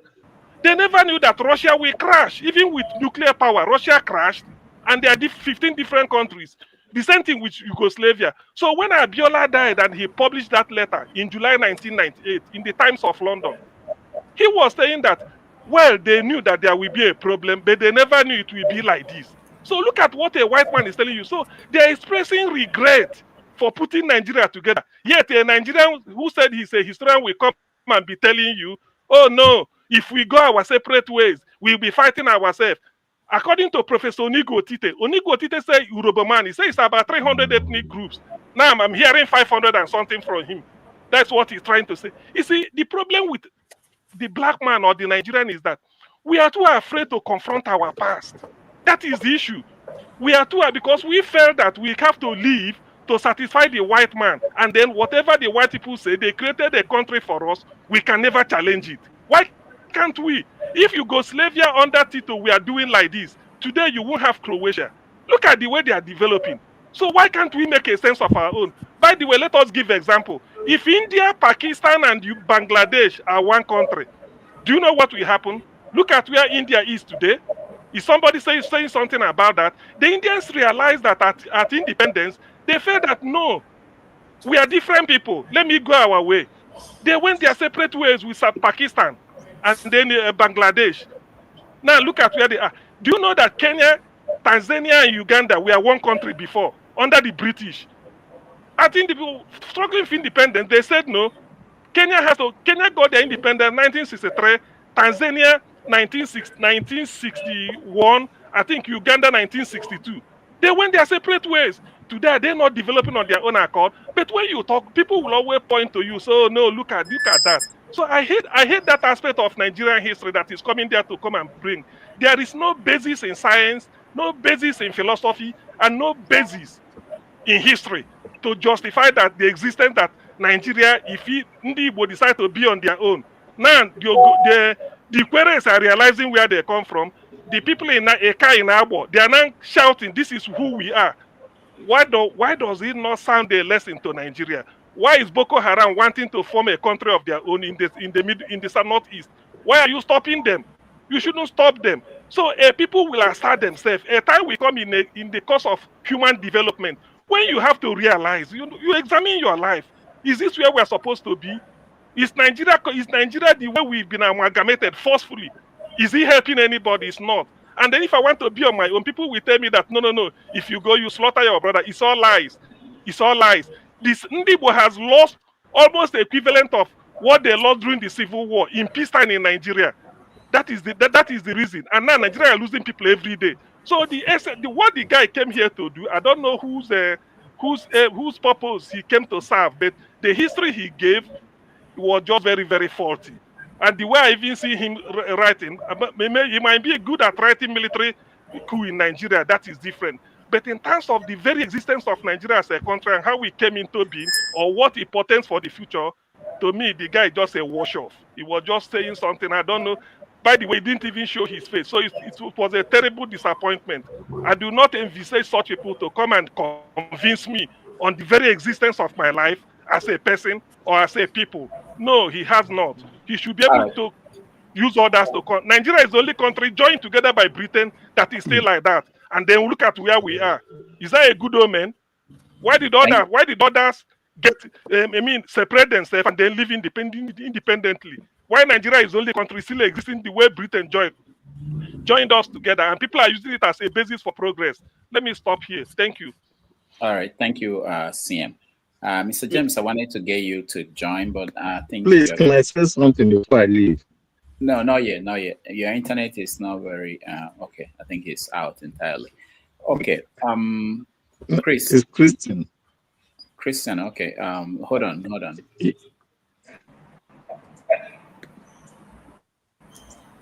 All right, so let's see.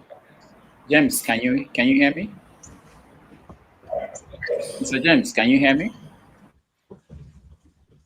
Mr. James. All right, he cannot.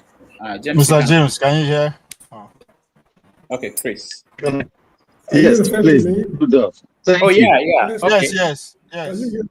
Yeah, we can hear you. James, go ahead. Yes. Go ahead, James. Sorry, my internet is very weak. You want to come back? Is very weak, please. Yeah, we can hear you. Go ahead, Mr. James. We can hear you. Yeah, go to the next person. All right. So, Chris, come on. Where are you? You can come and say. Yeah, I'm here. My internet is very weak. Okay.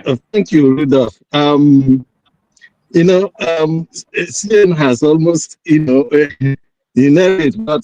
you see, my disappointment is that he lives here in the United Kingdom. Because you when you announced it, you told us that he lives here in the United Kingdom, and he knows that Scotland, Wales, Northern Ireland, and England are 4 different countries making up United Kingdom. So they are not one country. There are 4 countries. And he thinks that, the way Nigeria is put together is okay. Now, I wanted to ask him one more question. When TV was TV and the Fulani marched, started their madness in 1804, they marched through Hausa land to TV land, and TV stopped them as TV. Today, they have been divided into 3 parts and cast into 3 rivers, River Nasarawa and River Taraba, and they are drowning. So when the Fulanis are killing them today, they kill Benue people, they kill Fulani people, they kill Taraba people, and nobody understands they are killing TV.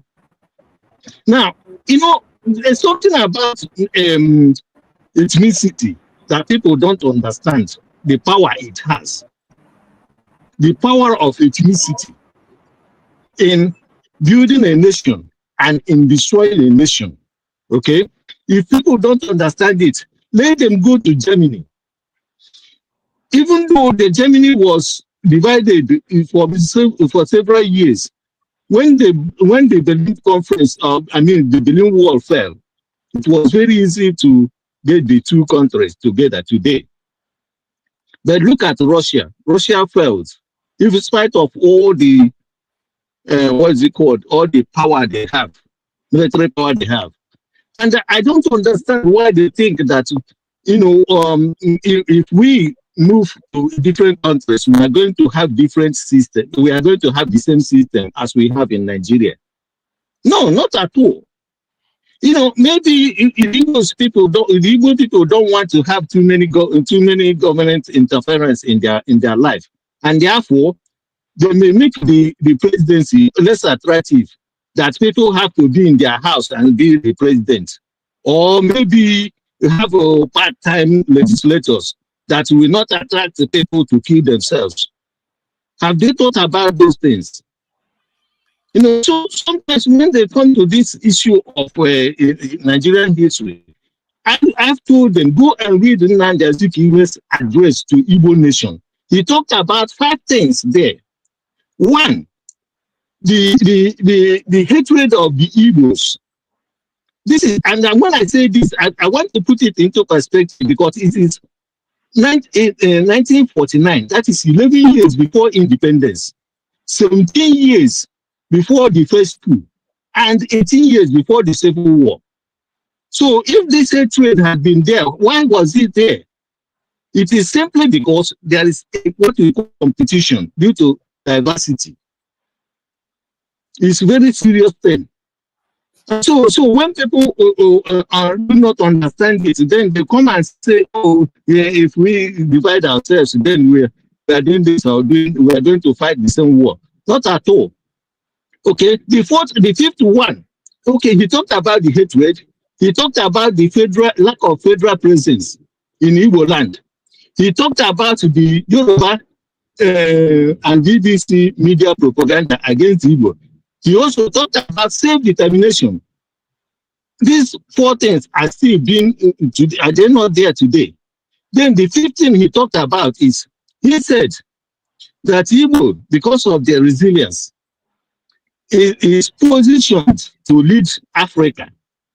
This particular statement he made was what the Yoruba elites took as Igbo dominance today, and that thing is still on today.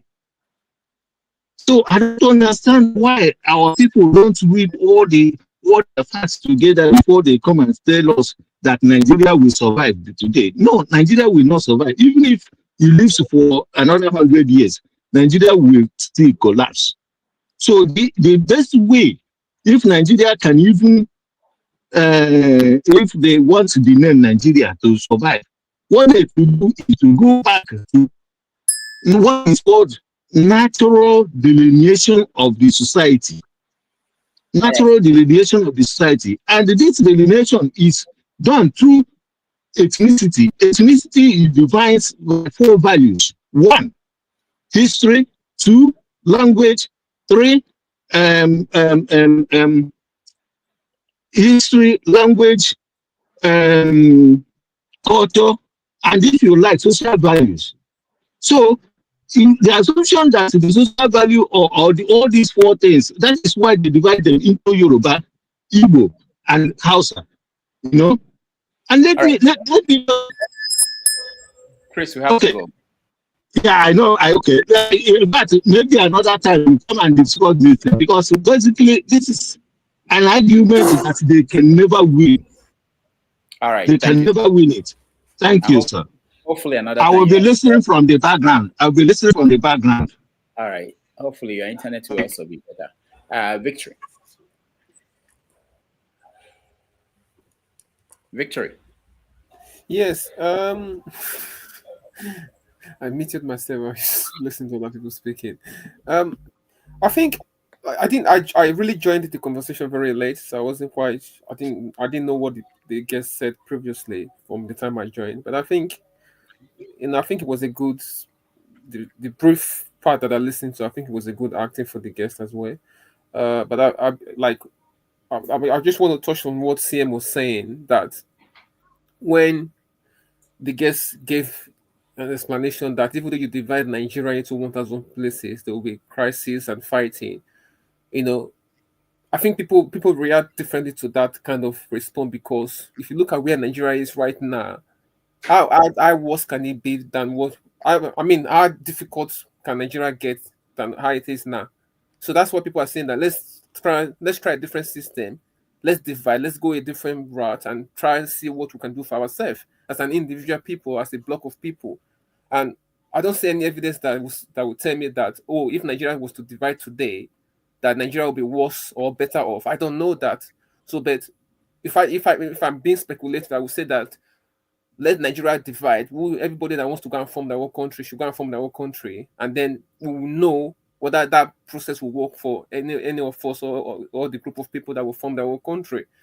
I was going to ask the guest that what does it think about this system of government whereby if we actually identified all the ethnic group in Nigeria, and each ethnic group has one representative as a federal system of government, and then they all elect one person to govern the whole ethnic group. So everybody, for example, now the Igbos, the Yoruba will vote. You vote for who will go and represent at the central level, and then and that system of government will be like, I want something that will be stable, not like this. Every 4 years we go for election, we waste our time, we waste money. So for something like what they have in China. So like the main point is that every ethnic group will be represented at the central level, and any decision that you're making for any ethnic group, somebody from that ethnic group will represent that interest in that system of government. That's what I'm thinking. That's what I was going to ask him, but I didn't have the opportunity to ask him that. All right, thank you, Victory. KJ, welcome to the show. Thank you so much, Dr. Rudolph. It was a good Let me stop you there first. This Dr. Rudolph, I've said it here. I'm Rudolph Okonkwo. I'm not doctor, but people keep. No, it doesn't matter. For this program, you are Dr. Damage. No, you are a native doctor. There are some places where it matters. In fact, incarnation of your grandfather, don't forget. Dr. Rudolph, if Nyesemweke, who is one of the thugs in Nigeria, can have a doctorate degree being awarded to him, what more of you? We give you doctorate degree now. That's it. So what else will happen? Can't you defend it? By the way, my lecturer told me that once you pass first degree, everything is political, so it doesn't really matter. Anyway, but I just want to make it clear before. No, you have said that. Honorary doctorate degree, sir. Yeah, that's. How many people are reincarnation of their grandfather? I don't know. There are not many. You see, that is a doctorate. All right, KJ, go ahead. Did you watch? When did you join? And I joined as soon as I left the church. I joined and I listened to him. It was quite a discourse, and I like a lot of what he said. One of the ones that I like also is the fact that democracy probably is not for Africa. Because it doesn't seem to be working the way it's working for the European nations, and so we keep trying to do it differently, but we keep recycling the same individuals who have run the country aground. They keep coming, have a way of exchanging one another, exchanging themselves. It's like a relay. They're constantly ahead, and they keep exchanging the baton with themselves. And then they go back and queue up, and go back and queue up. That's what has been happening. So I like that part, where he spoke about that. And I also like the way. In fact, the guy is very cultured, I must say. His choice of language, and it's not like me who is cut and join. He's quite smooth. So I enjoyed talking, listening to him.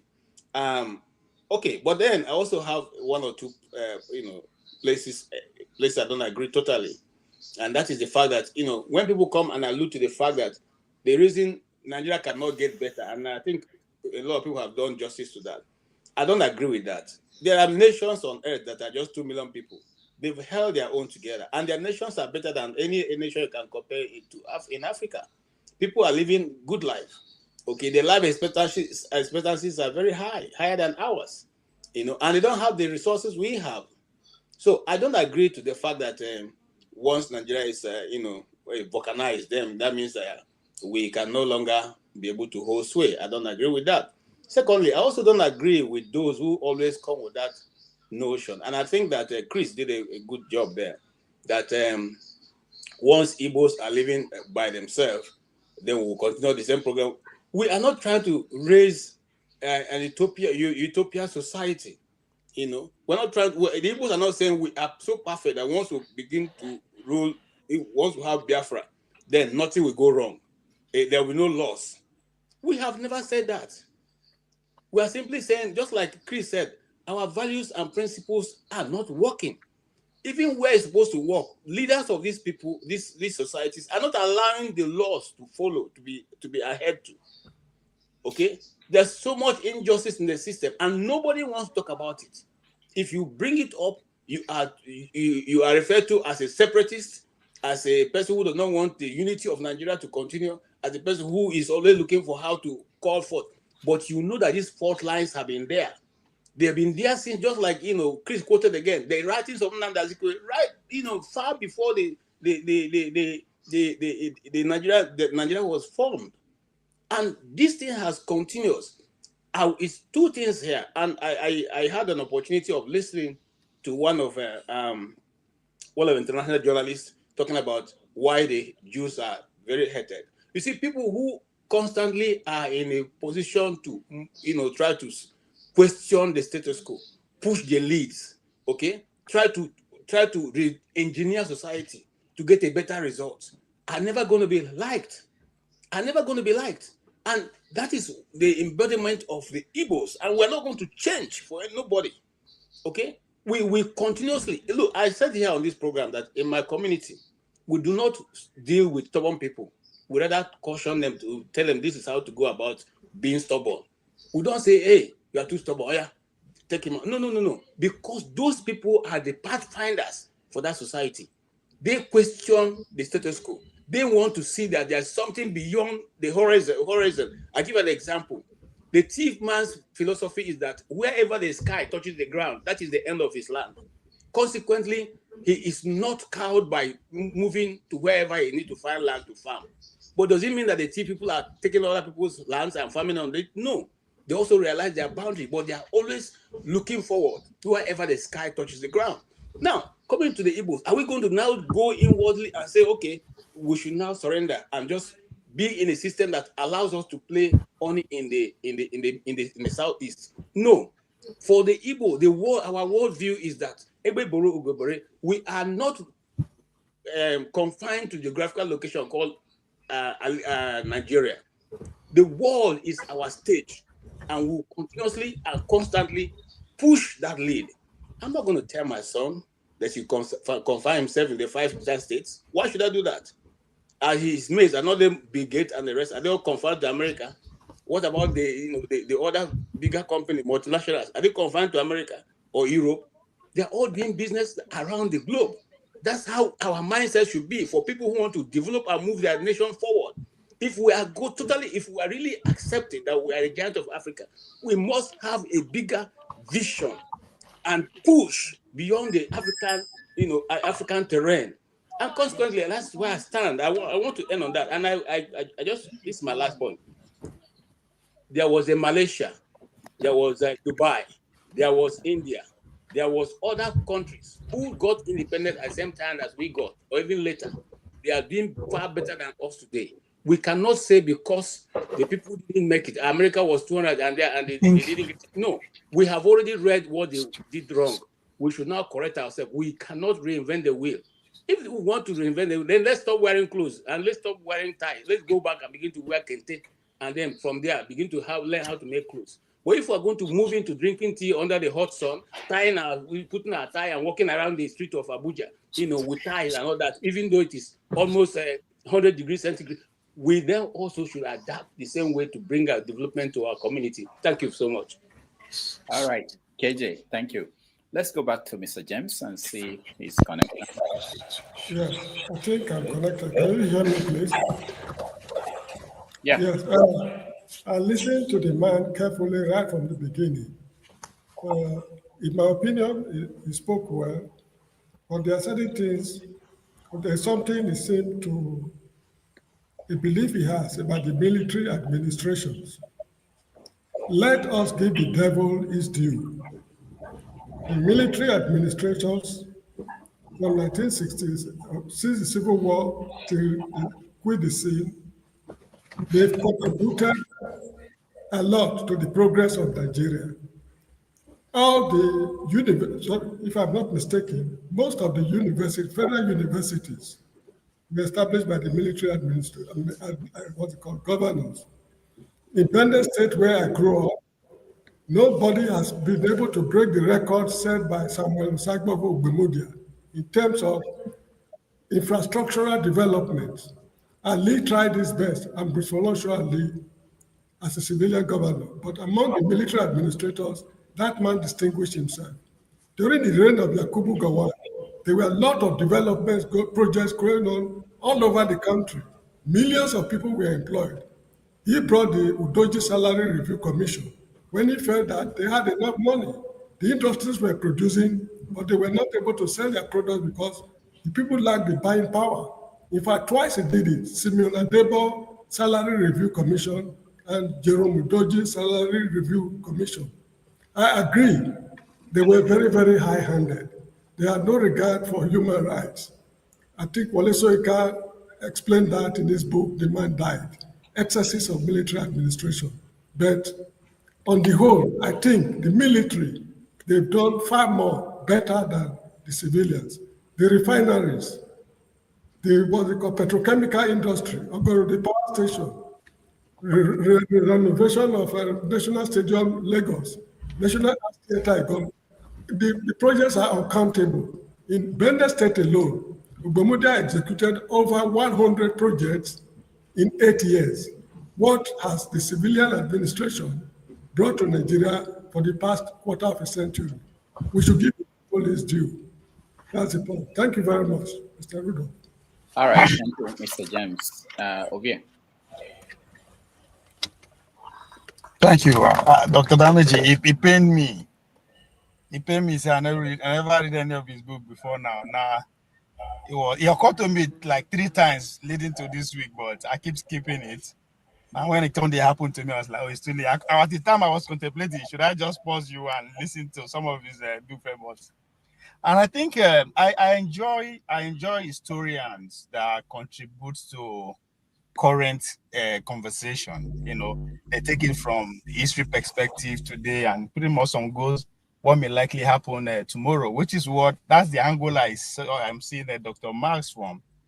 At a time whereby, whether we like it or not, whether it's going to be real or not, the idea of constitutional, whether brand new ones, alter this one. I mean, that's the conversation that is going right now in Nigeria. So I see that from there. Then I remember, I think it's about 3 years ago, Dr. Dameji, I was talking about a book called The Rational Individual, The Sovereign Individual by James Daly Davidson and Peter Tell.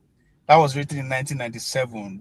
They actually predicted today. They were talking about how the information age we empower an individual to transcend nation states. In other words, with the advent of digital currency, you can actually do your business any part of the world outside the current constitution order of a state without even paying a tax.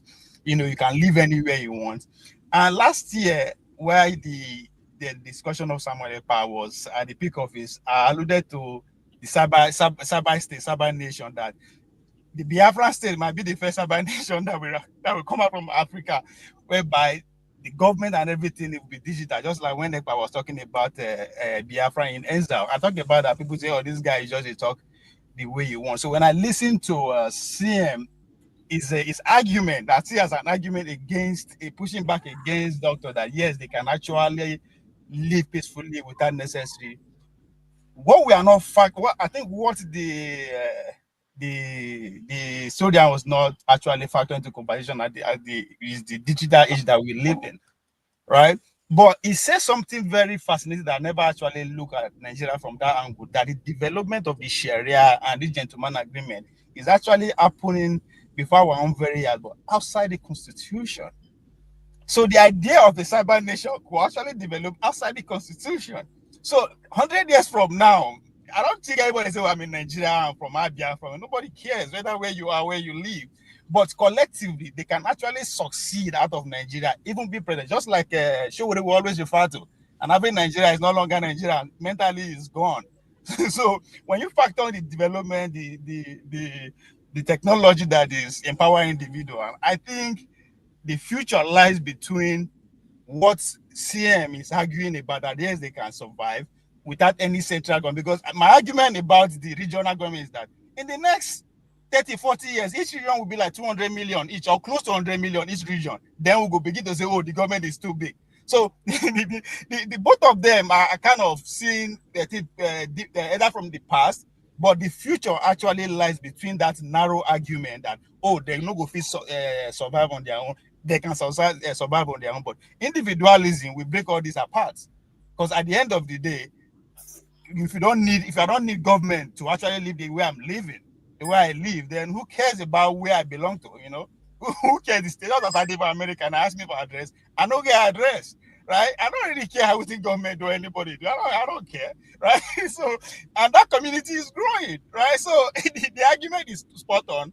I'm not going to criticize us where it's coming from. Actually go into his text, because to actually support his argument, he said, read my book. There's a reason why he said each rock cannot stay together. So I'm looking forward to see why what happened in the past in different regions that make him come to that conclusion, because he's not just saying that for no reason. He's giving us reason why he's saying that.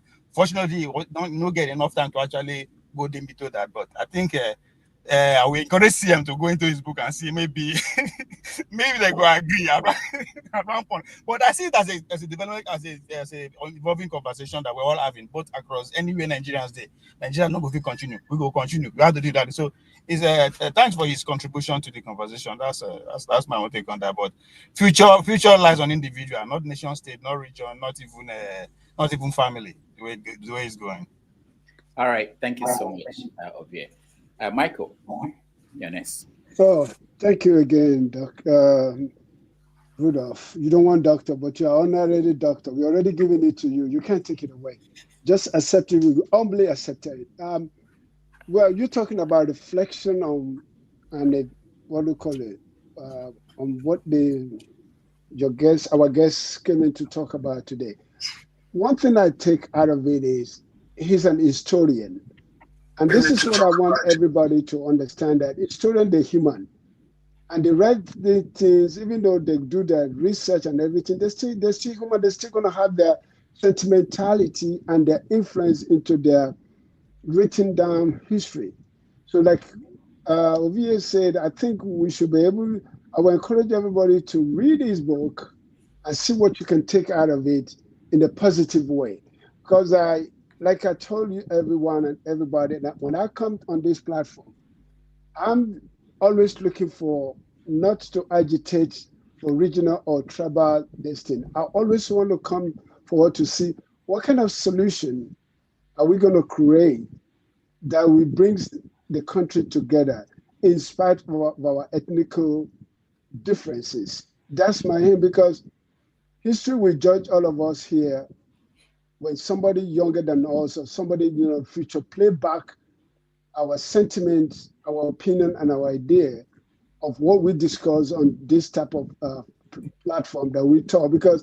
And then when we have guests who are knowledge in their field, I'm not saying they are quote unquote know everything, but if they do their own work and they write something that we can all take from and take idea, then we should be able to allow them to express their opinion, and then we can, like you said, not to condemn them. Because what I see a lot of times, we try to, we are too judgmental to some of our guests. That's my opinion. I may be wrong. We are too judgmental. Instead of having our own criticisms or opinion of what we have, which is good.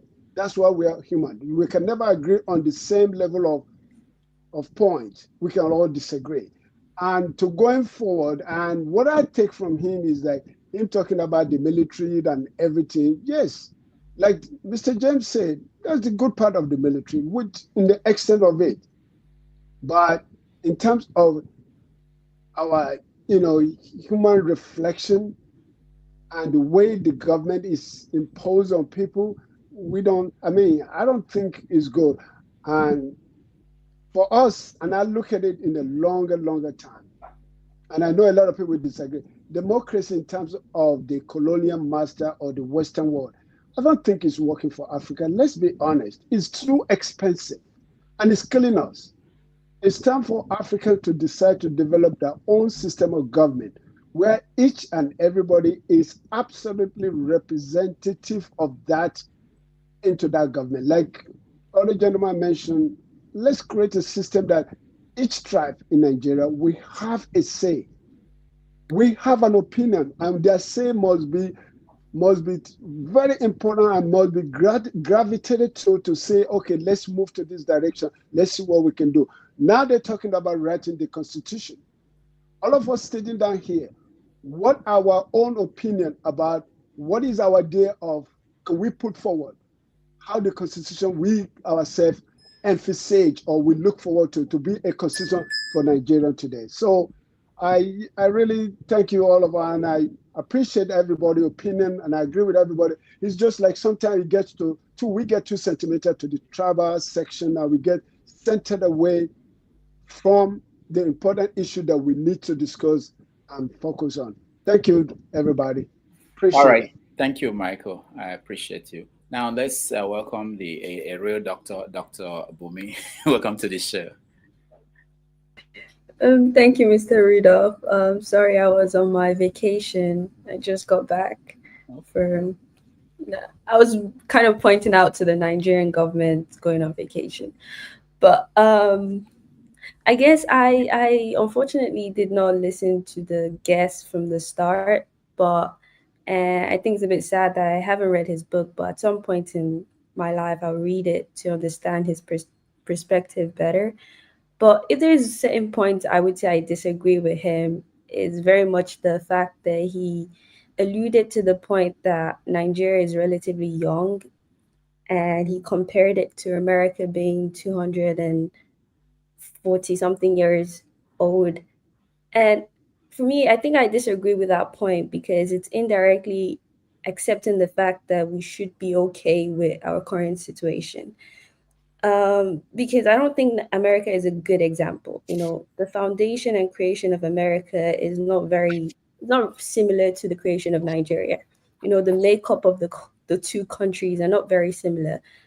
But you can also have a counter argument to like Singapore or to South Korea or to Rwanda, all these other countries that are relatively young countries and are doing very well, better than Nigeria. So I guess I disagree with his point of saying, oh, Nigeria is young, so we should maybe have a little bit more faith.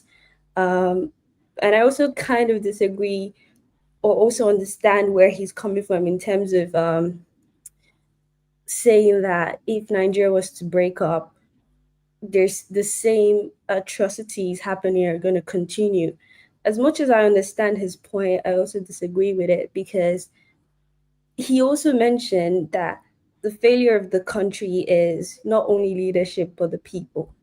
So if you were saying the same thing is going to happen, then you can also say that the reason why Nigeria is not working is because of leadership and the people. So the same argument can be given to the fact that if you were going to break up the country, the reason why those set of people are not going to work is leadership and the people.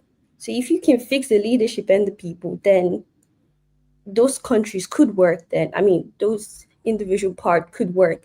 So I guess that's where I would, if he could come back, maybe go more into that point of if having a one Nigeria means getting better leadership and better people, then what defeats the point of having leadership and better people in dividing the country? Why wouldn't that work? I guess that's probably a deep conversation that we should all have as a people, not just the, or let Nigeria divide or let one Nigeria happen, but more or less like, it doesn't change the fact that even though we all divide, we're all still going to be neighbors. Relating with each other is still a conversation that we have to have in the country and outside the country. So I guess that's probably where I would like us to have the conversation if whenever that becomes a topic for us in terms of one Nigeria or breaking away. But so far, that's just my opinion or like my thought on the conversation. All right, thank you, Bumi. I had a question written down here about that I didn't get a chance to ask him about the United States, where some of us are, and it's going to be 250 years next year, July. And when you listen to radio stations here, they are talking about how to make it a more perfect nation. So they are still thinking about, and they one of them posed this question about, will we have United States for another 250 years? So they're thinking about that, and they have ideas that they're throwing out in terms of what they could do to make America last for another 250 years. So I wanted him to tell us about his idea of where Nigeria will be 100 years from now, because sometimes we don't think about it. We limit all our thinking to our time, this period when we are here, because in 200 years, if there is still Nigeria, it to be totally different from what we know today, what we think today about Nigeria. Anyway, I think that's why I asked you, the next generation that they talked about are going to take over from 66. What is their vision? You know, what vision do they have for Nigeria if they're going to take us this far? All right, let's quickly touch on people. Hold on, guys. Let me go to Stay Humble. He hasn't said anything. Stay Humble, go ahead. Yeah, good evening, Dr. Damages, and good evening to everyone on the panel today. Yeah, I think today is another day to assemble and rub minds and deliberate on issues affecting your beloved Nigeria.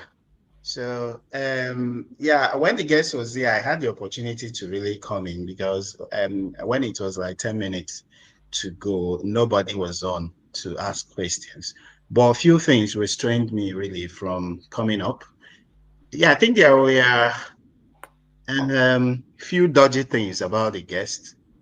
Yeah, I tried to look up the guest on Google. Yeah, I didn't really see much about his background. Yeah, so I think there were a few questions that were begging for answers for me personally about the guest, and even the few minutes that I listened to him before the questions, started coming in, or during the question and answer section. There were fundamental flaws. Really, I would say a big shout out to CM, for really standing up to challenge what we have heard for the past 2 decades. Yeah, and even before then, that if the country splits, that the different nationalities will be engulfed in internal crisis. I think that this thing was a very infantile submission, really, infantile sentiment regarding what will be for, because before independence and during the First Republic, the West and the East were at par with South Korea. Yeah, so I don't subscribe to the fact that that we are still infantile. So the next point I was trying to make is I think he said something about the military rule, the resistance that was posed by Nigerians to the military rule. He said that there was no resistance really till 1990s. I don't know whether he thought that we were just babies in history or something. I think that was really silly, to say that there was no resistance, real resistance to military rule till the 90s. That didn't make sense, So before the 90s, there has always been stiff resistance to military rule. Yeah, I don't subscribe to that. Then also the fact that he didn't really show his face, and really spectacular, I would say. And then also, I won't be surprised tomorrow to see him being a minister under Tinubu with Babangida or Okafor or something. Yeah, I don't know where he got his name from. Yeah, so I think those were the reasons why I didn't really come up to to question him because, yeah, I just thought that he was, he probably was another forefathers with British accent, something like that. But big shout out to Mr. CM for really standing up to challenge that really flawed sentiment of, yeah, that the nationalities will fight each other, that this and that and that and that, about the country splitting and the rest of them. Yeah, well, overall, very nice discussion so far, and very, very intelligent submissions, I would say. I don't have much to say. All right. Yeah, but I'm trying to ask Dr. Damages where he brought the guest from. Thank you so much. I was going to ask him that if I had come up. Anyway. No problem. We make accommodations sometimes to have guests, people who we think we need to hear from. Part of the reason maybe why questions you have, and so far we hope that somehow it will enhance our conversation, to make people to think more about certain things. And I think we hopefully accomplish that. All right, Omori, you've said you have a question or comment. Yeah, a little comment about what you said, where we hope to be. For now, let's not deceive ourselves. We are a bunch of jokers. No vision, no direction, no mission. So there's no, have you forgotten the vision 2020, vision 2030? There's no blueprint on where we want to go, how we hope to get there. So anybody thinking of where Nigeria is going to be, if we remain the way we are going right now, we're going to get worse by the day.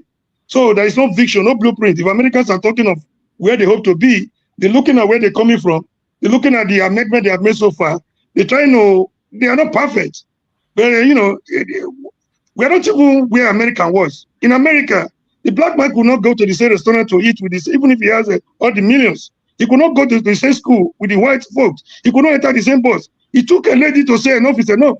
I'm not getting up from this seat. The Rosa Parks of this world, the multiplicative keys of this world. We are here looking for what to get. A case, let me give you a vivid example. All of them talking here. They went into a DC with, is either my candidate or nothing. Either my candidate, the obedient, either obey or nothing. The articulated of this word, either article or nothing. The ones that are following Amechi, either Amechi or nothing. That is the nature of Nigeria. Nobody wants to build. Nobody thinks about tomorrow. We come here to pretend. We are a bunch of hypocrites. We are not united. That is our greatest problem. And the politicians are even, I think they are lenient with us. With the kind of people we are, with kind of gullible people we are, with the kind of tribal bigots we are, with kind of religious bigots we are, anybody will take advantage of us. And again, the kind of leaders we have emanate for the kind of Nigerian people we are. Let's not pretend about this whole thing. We pretend as if one section is better than the other. No section is better. If we divide, we only localize the problem. Thank you, Doctor. All right, thank you so much. Before I bring in Ike, I just want you guys to think about this. This is the governor of Abuja. He's not governor, not just a minister. The children, they were entering a vehicle and they had people holding the umbrella for them. Ike, welcome to the show. Where's Ike? Did he disappear? Okay, yeah. Ike, welcome to the show. Good afternoon. Yeah. Good morning, good evening. Happy Sunday to everyone. Dr. Damaji, sorry, I only have two questions. The guest you brought, where is he from? I don't know. And you brought a guest, you don't know where he come from. How can you say you don't know where he come from? I don't know. Seriously, I don't know. He's a Yoruba man. We were not seeing anybody. We are seeing cartoon. We didn't see the man we were talking to. We don't know we are talking to robot. We are talking to a spirit. So I don't know why you allow that, because sometimes we have to put our video on for us to be able to join the panel. So yeah, I said in some special cases you make those accommodations, and that's before you go. And that's the decision we made in this case. He's an important historian writing on Nigeria. A lot of people have read his book, and the books are influential in the perception of Nigeria. So it's important that we hear from him. And that's what we did. We made that accommodation. Okay, thank you. I was listening, going out, coming in, because you can see me, I'm with my office uniform. I'm still working, but I only want to speak on the area of when CMO was speaking. I was coming in and I sat down to listen.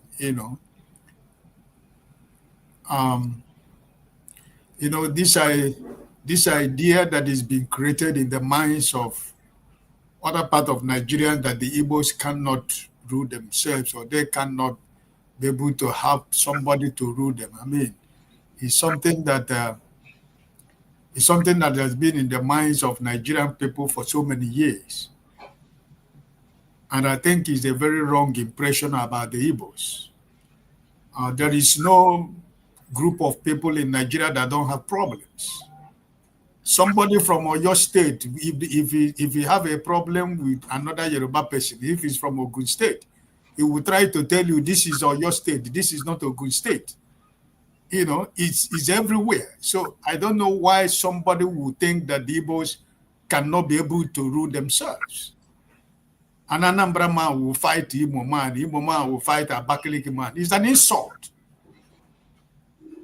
As an Igbo man at my age, is an insult, and is a letdown to my nation where I come from.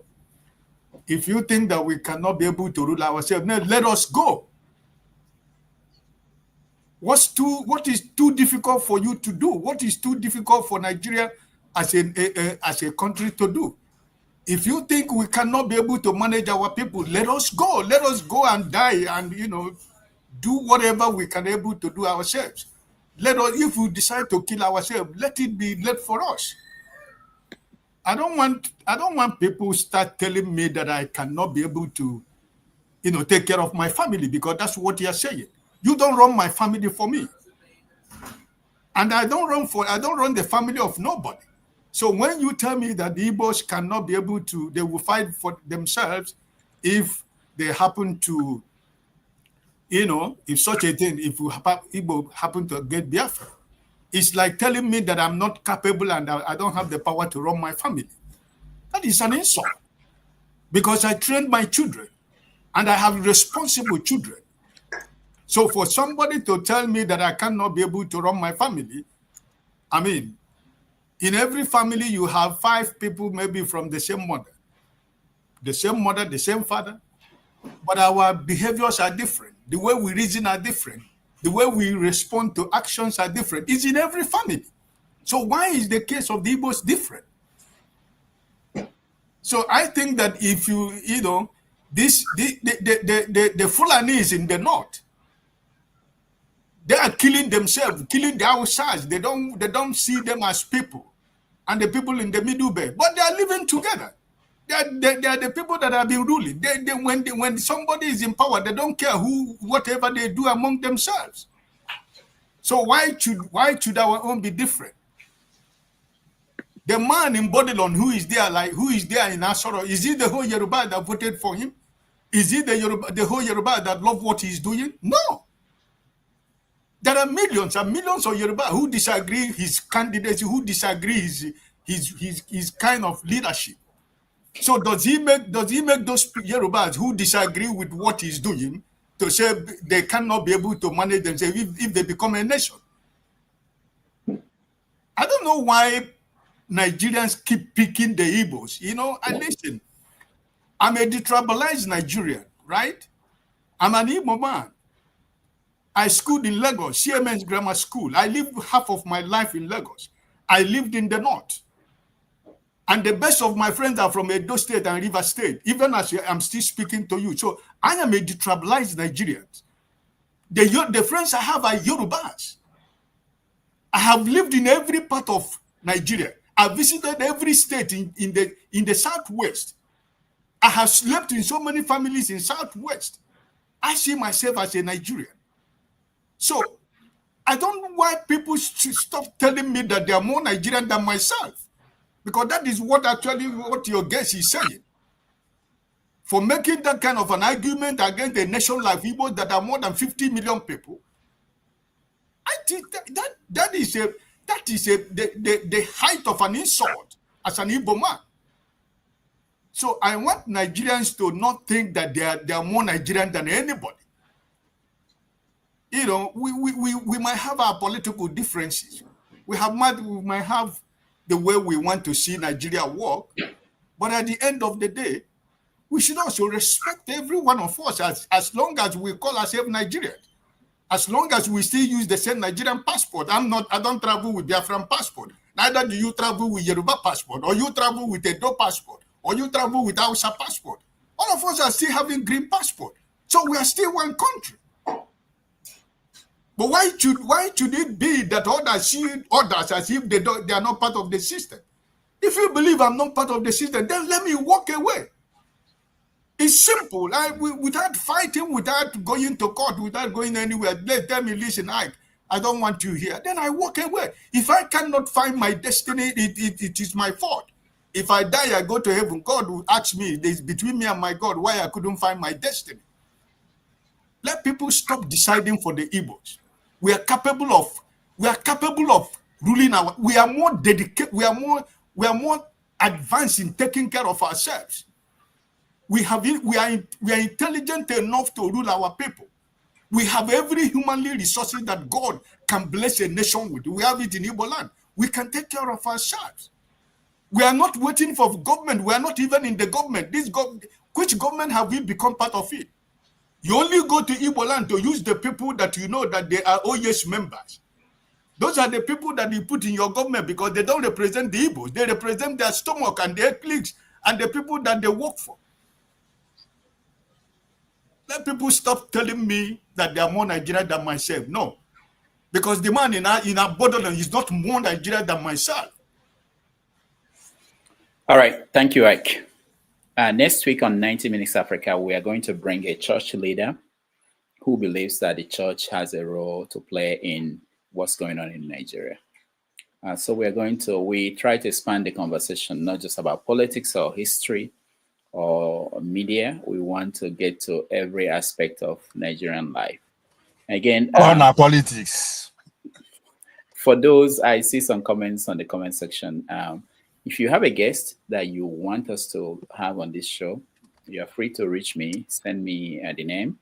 If you have a contact, we try to reach out to as many people as possible from different spheres of life. It doesn't have to be just famous people or big people. It could be regular people who have unique ideas. So we're always open to new ideas and guests who will come and enrich us. All right, let me get to Kita. We're rounding up because KJ. What are unique people will get regular idea? Yeah, not those that smoke Igbo. You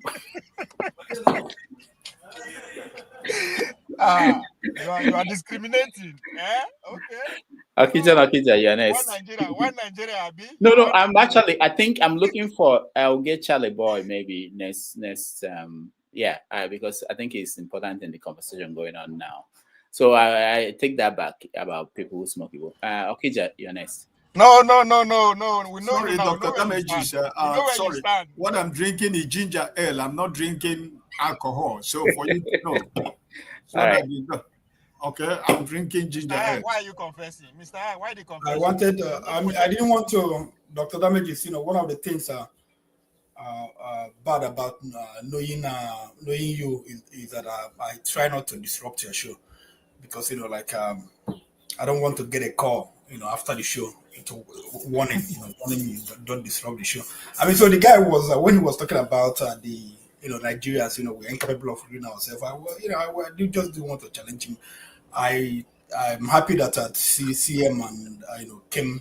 Actually, I was the one who told CM to come to the show, so I'm happy that CM challenging me, I don't understand why people keep saying that especially Ndibo. I know Ndibo we fought, but I know by the time the white people came, we've settled already. You know, Okeja was Okeja, New was New. You know, we settled. We're not fighting anymore. Things, you know, borders established. You know, and I don't think, you know, Ndibo, they had even after the colonial masters came, we didn't have much of, you know, boundary issues. It wasn't that, you know, like big. You know, there was, you know, small thing, but they were settled. And I know some people read things fall apart when Umuofi and that village fought, and Ikemefuna was taken as a was it what they call it as so if as a payment for the person they lost because of land dispute. But then, you know, Igbo people, they were not doing that then when the white people came. So I don't know why this guy, you know, keeps saying we had a system that worked. We had a Republican government. We were working. We were doing well. Even during the colonial masters, we were still doing well. We had a government, you know, working. You know, with the Omona system of government was still prevalent. Immun and the power was still there. You know, I don't know. So, and even if we were not incapable of ruling ourselves, we would have found a system somehow to come together and rule ourselves. Even like President Anambra, Nigeria, we've been talking about zoning, but there is not your bed. But Anambra has, you know, on reaching constitution, Anambra has started, you know, observing zoning system for the governorship elections. So I don't know why. Historian, I don't know the kind of historian. Maybe that's his personal opinion because he has lived long in the West. You know, he has started thinking like them that we are incapable of governing ourselves. That's, but Mr. Ike, you know, don't don't bust your vein trying to, you know, to respond to this guy. Yeah. That's all right. Thank you, Okija. Let's hear from Jide. Yeah, thank you, Dr. Damages. I think I like the guy actually. He gave me a very different insight. To be honest, like it was very balanced. It was actually very balanced. I have some things I disagree with. I think he took some things out of context, and maybe because of the time he had. Maybe I'm not going to judge him because he didn't have a lot of time. He's the kind of person that if I have a conversation one-on-one with him, he's going to learn from me. I'm going to learn from him because the time, you know, now the time that he had, like. I had to just shorten my question, but I had a lot to say. So regarding the thing that some of us are upset about the fact that I said there was already internal fighting before colonization or before the British came, it was actually right to some extent. It was right to some extent. I don't know if a lot of people are upset. It was right to some extent. The Igbos were negatively affected by the slave trade. The Benin Empire, they enslaved a lot of Igbo people. Yorubas too were heavily affected by the slave trade, the transatlantic slave trade. The Oyo Empire was weakened by the slave trade. There was internal fighting due to the issues they had, the disagreements between, you know, how trade was going to be carried out. Because eventually the British, they abolished slavery in the late 19th century, but the Portuguese kept carrying on slaves. And as a result of that, due to the huge millions of people that were taken out of our region that is now Nigeria today, that used to be called the slave coast, there was decline in population. There was our economic system was weakened. He made it clear that our economy was hijacked by the British. He made it very clear when I asked that question. And as a result of that, our economy was weakened. Yes, they could. I'm not disagreeing the fact that there may have been peace in Aro Kingdom and some other parts of the Southeast today. I'm not disagreeing that part. But the point is, overall, there was a lot of ethnic tensions. And even if we divide, it does not mean that there will be prosperity. The ethnic tensions will still remain. We have seen so many of that example in today's Yugoslavia. Look at the issue with Kosovo. Look at what's going on between Azerbaijan and Armenia. Even Azerbaijan and Russia. Look at what's going on between India and Pakistan. Just yesterday, Thailand and Cambodia. Look at the war going on between on their border. So don't think that even if there is secession, if Nigeria separates, things will just go well. No, there will still be conflict. There will still be tensions. And guess what? The imperial powers would exploit it and they will divide us further. But I'll stop there. Thank you. Thank you so much. Dr. Damages, I have a question for my brother Gina. Just 1 second. So can I I thought it was my turn now. Yeah, Jide said something I've never heard before. He said that Igbos were enslaved by Bini. Well, that is a The new Igbos were history enslaved. for us. The Igbos were enslaved. No, they were not enslaved. Oh my God. The Igbos were enslaved. Yoruba people No, were they were enslaved. not enslaved. They were. Don't say that. Igbos were enslaved. I can. Maybe we have another. They were not enslaved. Igbos were there as medicine men. Arab people were there as medicine men. Arab people were there as medicine men. Okay. It looks like Jide is a fan of Reno. Okay. Are you a student of Reno? Which is they are right. all of them. Have you heard about Jide? If you heard about Aga Idunoba, that was the Arab people were contacted by Edo, by Oba to do whatever medicine for them. That was why Arab people came. Arab people, they are the most traveled Igbo people on earth. They some of them, they are in what's this country, Gabon, and some other country, even before. There are a lot of descendants of Igbo people in Barbados. Even here in America, this US, there are a lot of Igbo people. So okay, now I'm not talking about slavery. I'm talking about within even traveling within Africa and Nigeria. But the thing is, I don't know where maybe just like people said it. You are listening to Reno a lot. I don't listen to him at all. I don't even know him, and I don't like him. I don't like him. Please. Can you tell us more about this history? Like 1 minute, 2 minutes, please. More about history. Yeah, no. Hold on, Okija. See, listen, Okija. You see, when people talk, whatever they say, you divide it into two. Those that matter and those that do not matter. There lived a man called Professor Adila Fibu, the first person to have PhD from University of Ibadan in history. He wrote copiously about Igbo civilization. All these things are not there. Chinua Achebe told you that you should tell your story, otherwise somebody else will tell it to you. Will tell your story for you. So there are things that matter. What I argue here and what I stand is for somebody to tell me if as an Igbo man I have the right to self-determination on my own. Anambra will fight Imo will fight Ebonyi will fight. What nonsense, what trash is the person talking about? The British that joined you together are regretting it. In an article they wrote in Times of London, go and read it. The people that made the decision, they say they do not have the example of Russia to guide them because they thought that Russia, being a country of different nationalities, will exist forever. Therefore, let them put together. The word is put. They want to put together a country. Because it didn't involve you. Then Yugoslavia, what is happening? Somebody can go and take example and then, it's like if you are writing something, you choose what you like. What of Croatia? What of Kenya? What of, what is it called? Uganda and Tanzania. Were they not one country before? People will just come and tell you. There's a book about, I didn't do it for you, about Eritrea. This was the same thing. Hold on, listen. Please listen. What do you mean by Prosperous?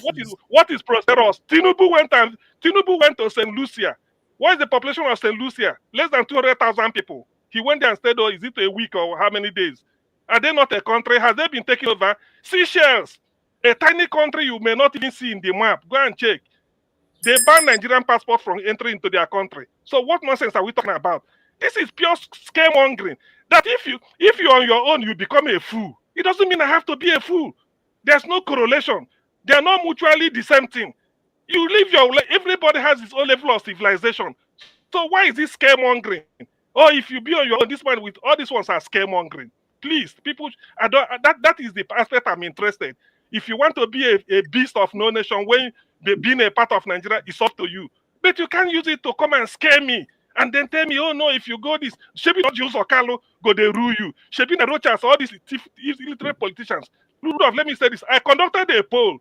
I asked somebody, people that are not Igbo, privately, between Peter Obi, Rochas Okorocha, Odus Okalo, Ike Kweremado, Alex Oti, can you tell me, can you pick a president from the Igbo and vice president? Overwhelmingly, number one, Peter Obi, vice president Alex Oti. And I asked them, you that is not Igbo, was able to know the best for the Igbo. Then me that is Igbo, I won't be able to know the best for myself. What an insult. What an insult.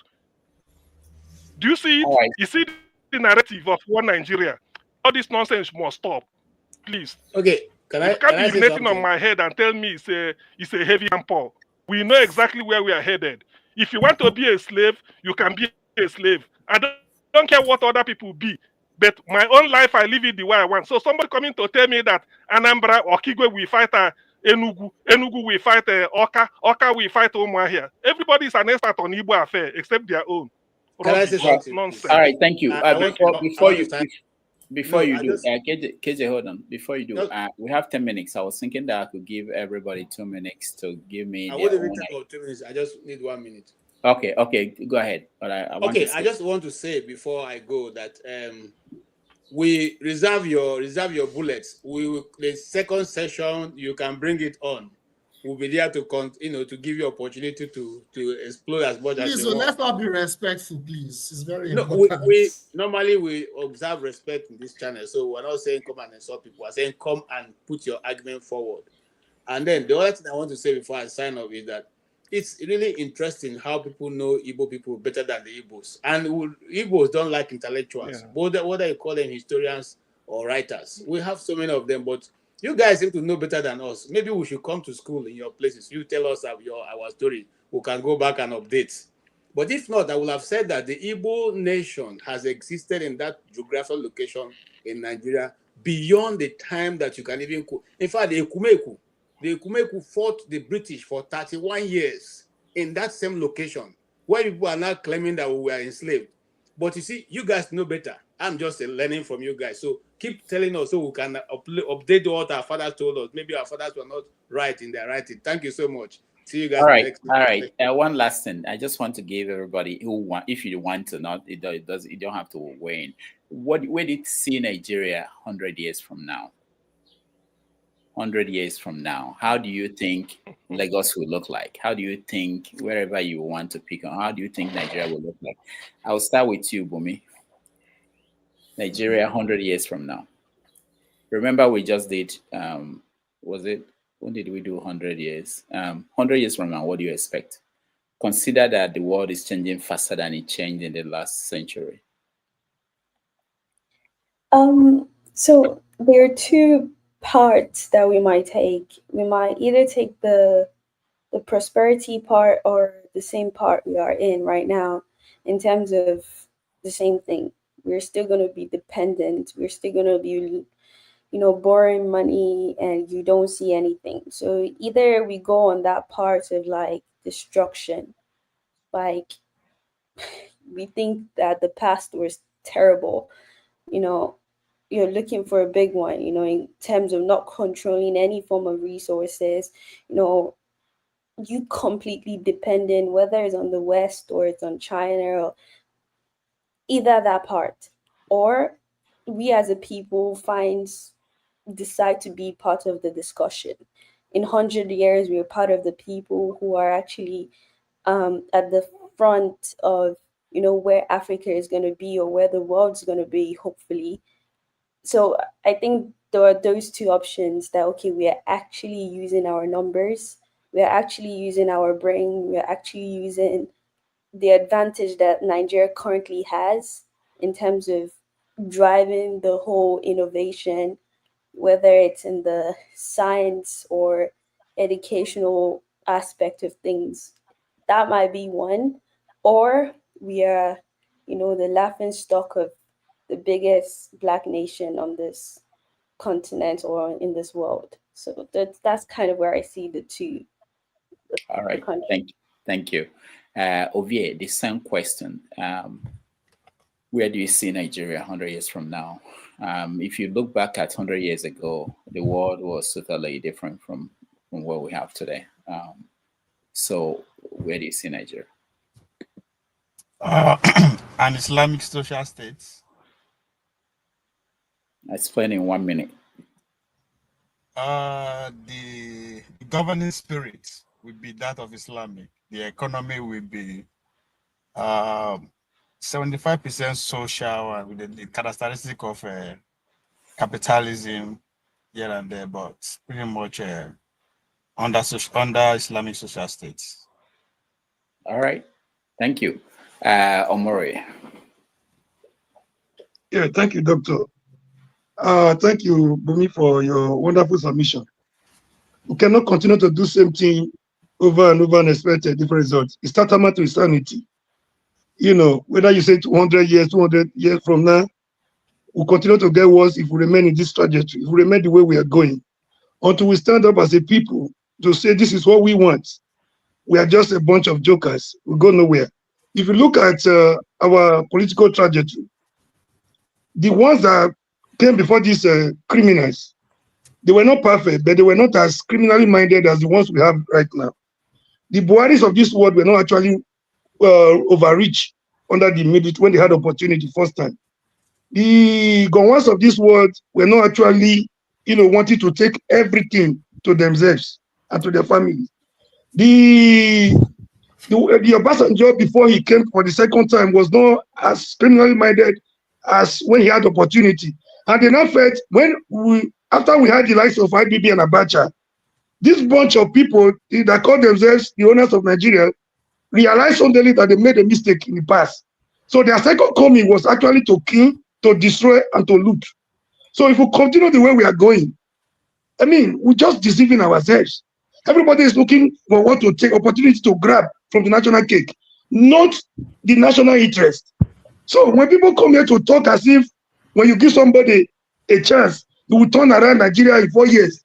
I just wish I have the power to make the person president today and see what will happen after, even if you give him 8 years, until we begin to address the fundamental issues, the systemic problem of Nigeria. No Messiah, no angel can fix Nigeria even in 20 years. Thank you. All right, thank you. Stay humble. Where do you see Nigeria in 100 years from now? Yeah. So we should not deceive ourselves, really. Where Nigeria will be in the next 100 years depends on what we do today. See, the solution to the problem we're facing is where were we 150 years ago, right? So till we all come together, the tribal nationalities should come together to tell themselves the gospel truth that, look, Nigeria is not working, and then decide on what to do, either collectively or individually. That will determine where Nigeria will be in the next 100 years. They should all come together to say, this is how we want to run Nigeria. This is the kind of government we have. This is how we want to live together. The country will remain in the next 100 years, either as a country, a single country, or a subcontinent. So till they come together to tell themselves the truth that, look, Nigeria is not working, and then deliberate and decide on the way forward, that will determine where Nigeria will be in the next 100 years. All right, thank you. Ike, while I was speaking with Dr. Marx, someone made a comment. I said that America is in decline, that China is rising. People sometimes fight with facts that we know. Even in America, they know that China is rising. I read somewhere that Russia doesn't have any active aircraft carrier. They don't have any left. The last one is not active. But China has 3, and they're building another 2. They will catch up with America. And so there are some things that we can debate that is happening. The world is transforming, changing. Where do you see Nigeria 100 years from now? Dr. Damages, we are seeing in 100 years, there will not be a country called Nigeria in 100 years. That's what I see. There is not going to be a nation called Nigeria in the next 100 years right now. That is my conviction. I'm not going to add anything to it. There is not going to be a country called Nigeria in the next 100 years. All right, thank you. Okija, 100 years from now. Yeah, it depends on what's going to happen this coming election. If Nigeria gets a transformative leader, that will shift the goal or the road we're on.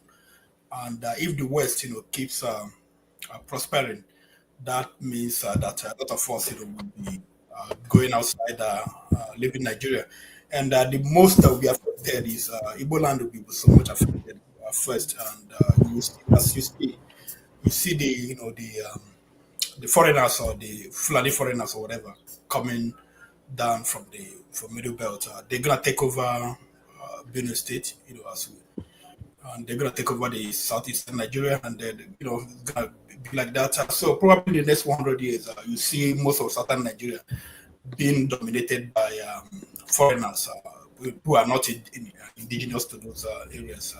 People from outside, people from the north, from Nigeria, from wherever they are from, Hausa, Fulani, going to dominate, the southern part of Nigeria. So Nigeria will be regressing, and probably, by before 100 years, it will be like Afghanistan. What we have in Afghanistan right now. It's gonna be an Islamic country. That's the way I see Nigeria. All right, thank you, Kija. CM, 100 years from now. Well, Rudolph, to me, you are too ambitious to even be projecting 100 years. I thought, given our experience, I'm speaking for myself anyway, should have been a piecemeal of every 5 years. You say, where will Nigeria be in the next 10 years, or after 10 years, how will it be? Because that is my, but since you've chosen 100 years, I will hazard a guess. Two guesses.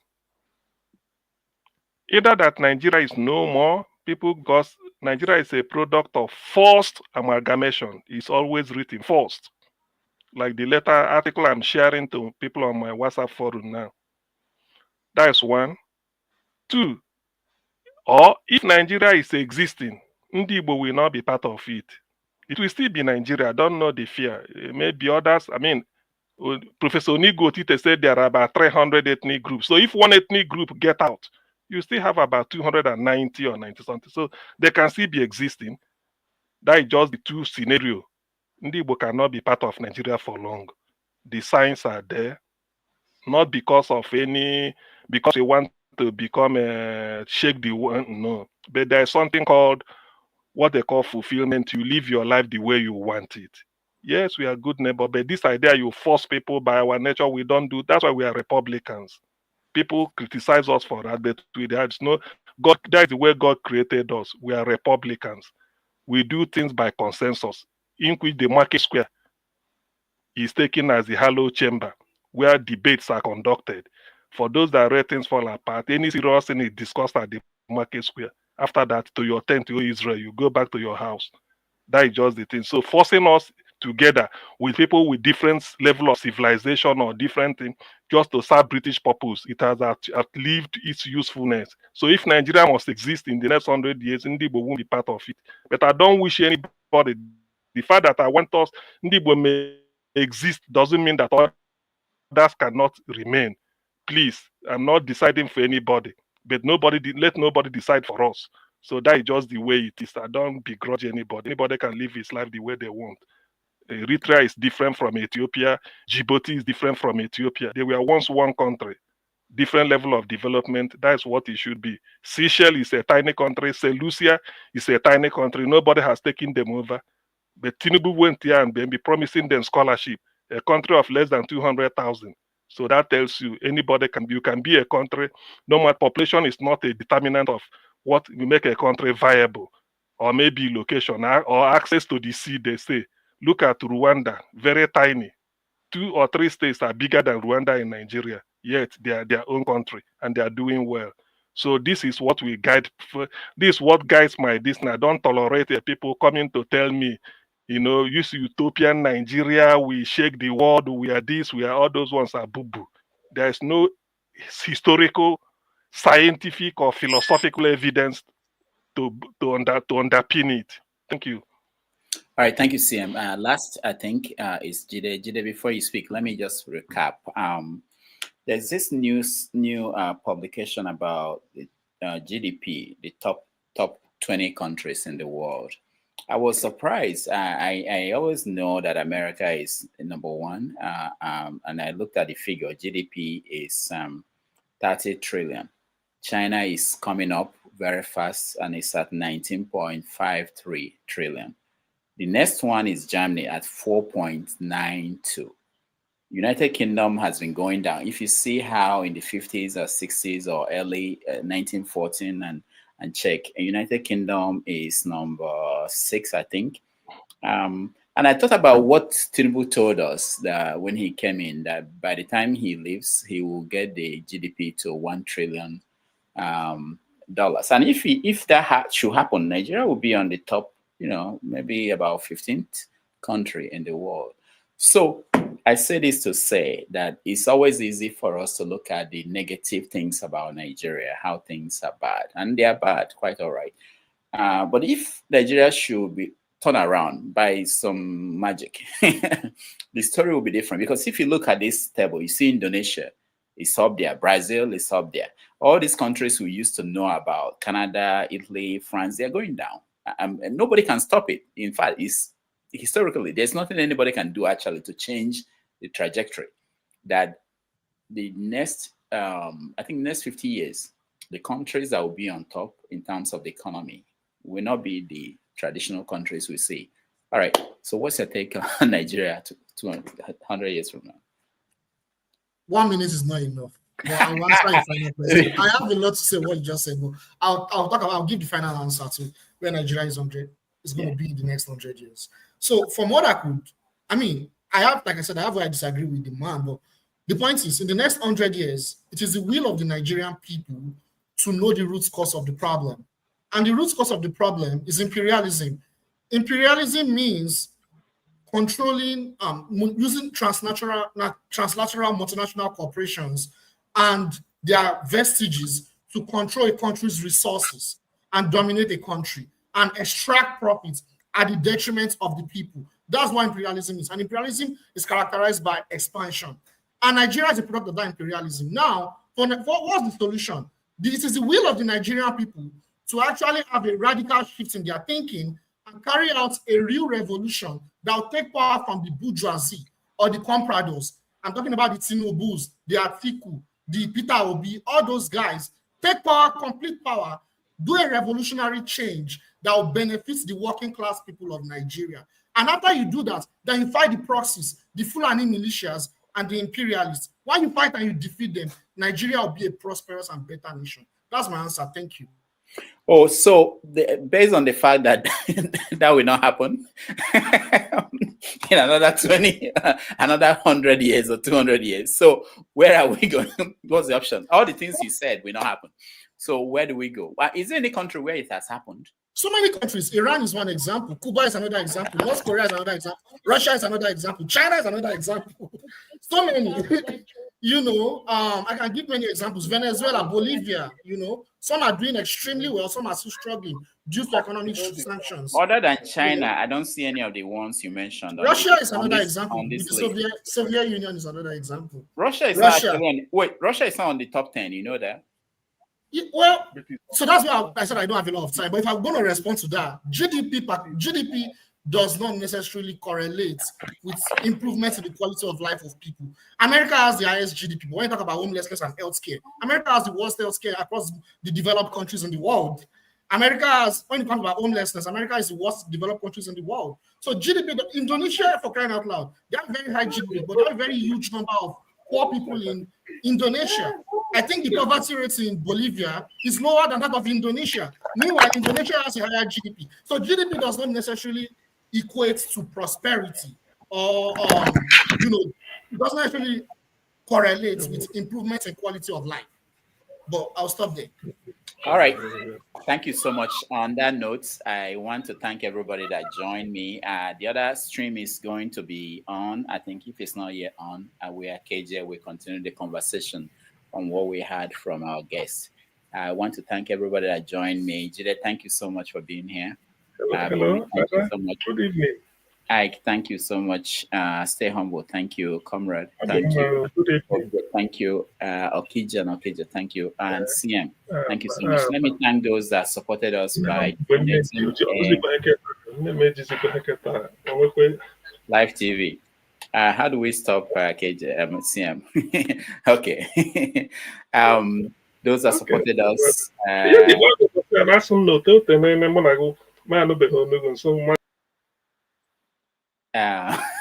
AY, for real, thank you so much for supporting us. Kulata, thank you so much.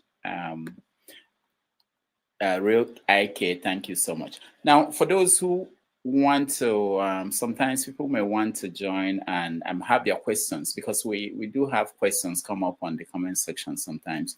If you do a little super chat to help us to continue to produce this program, your question will get priority. I'm sorry, that's the way it works. But thank you, everybody, for joining us. And like I said, next Sunday, we'll have another interesting guest, man of God, joining us. So we are going to bring church people to have their say.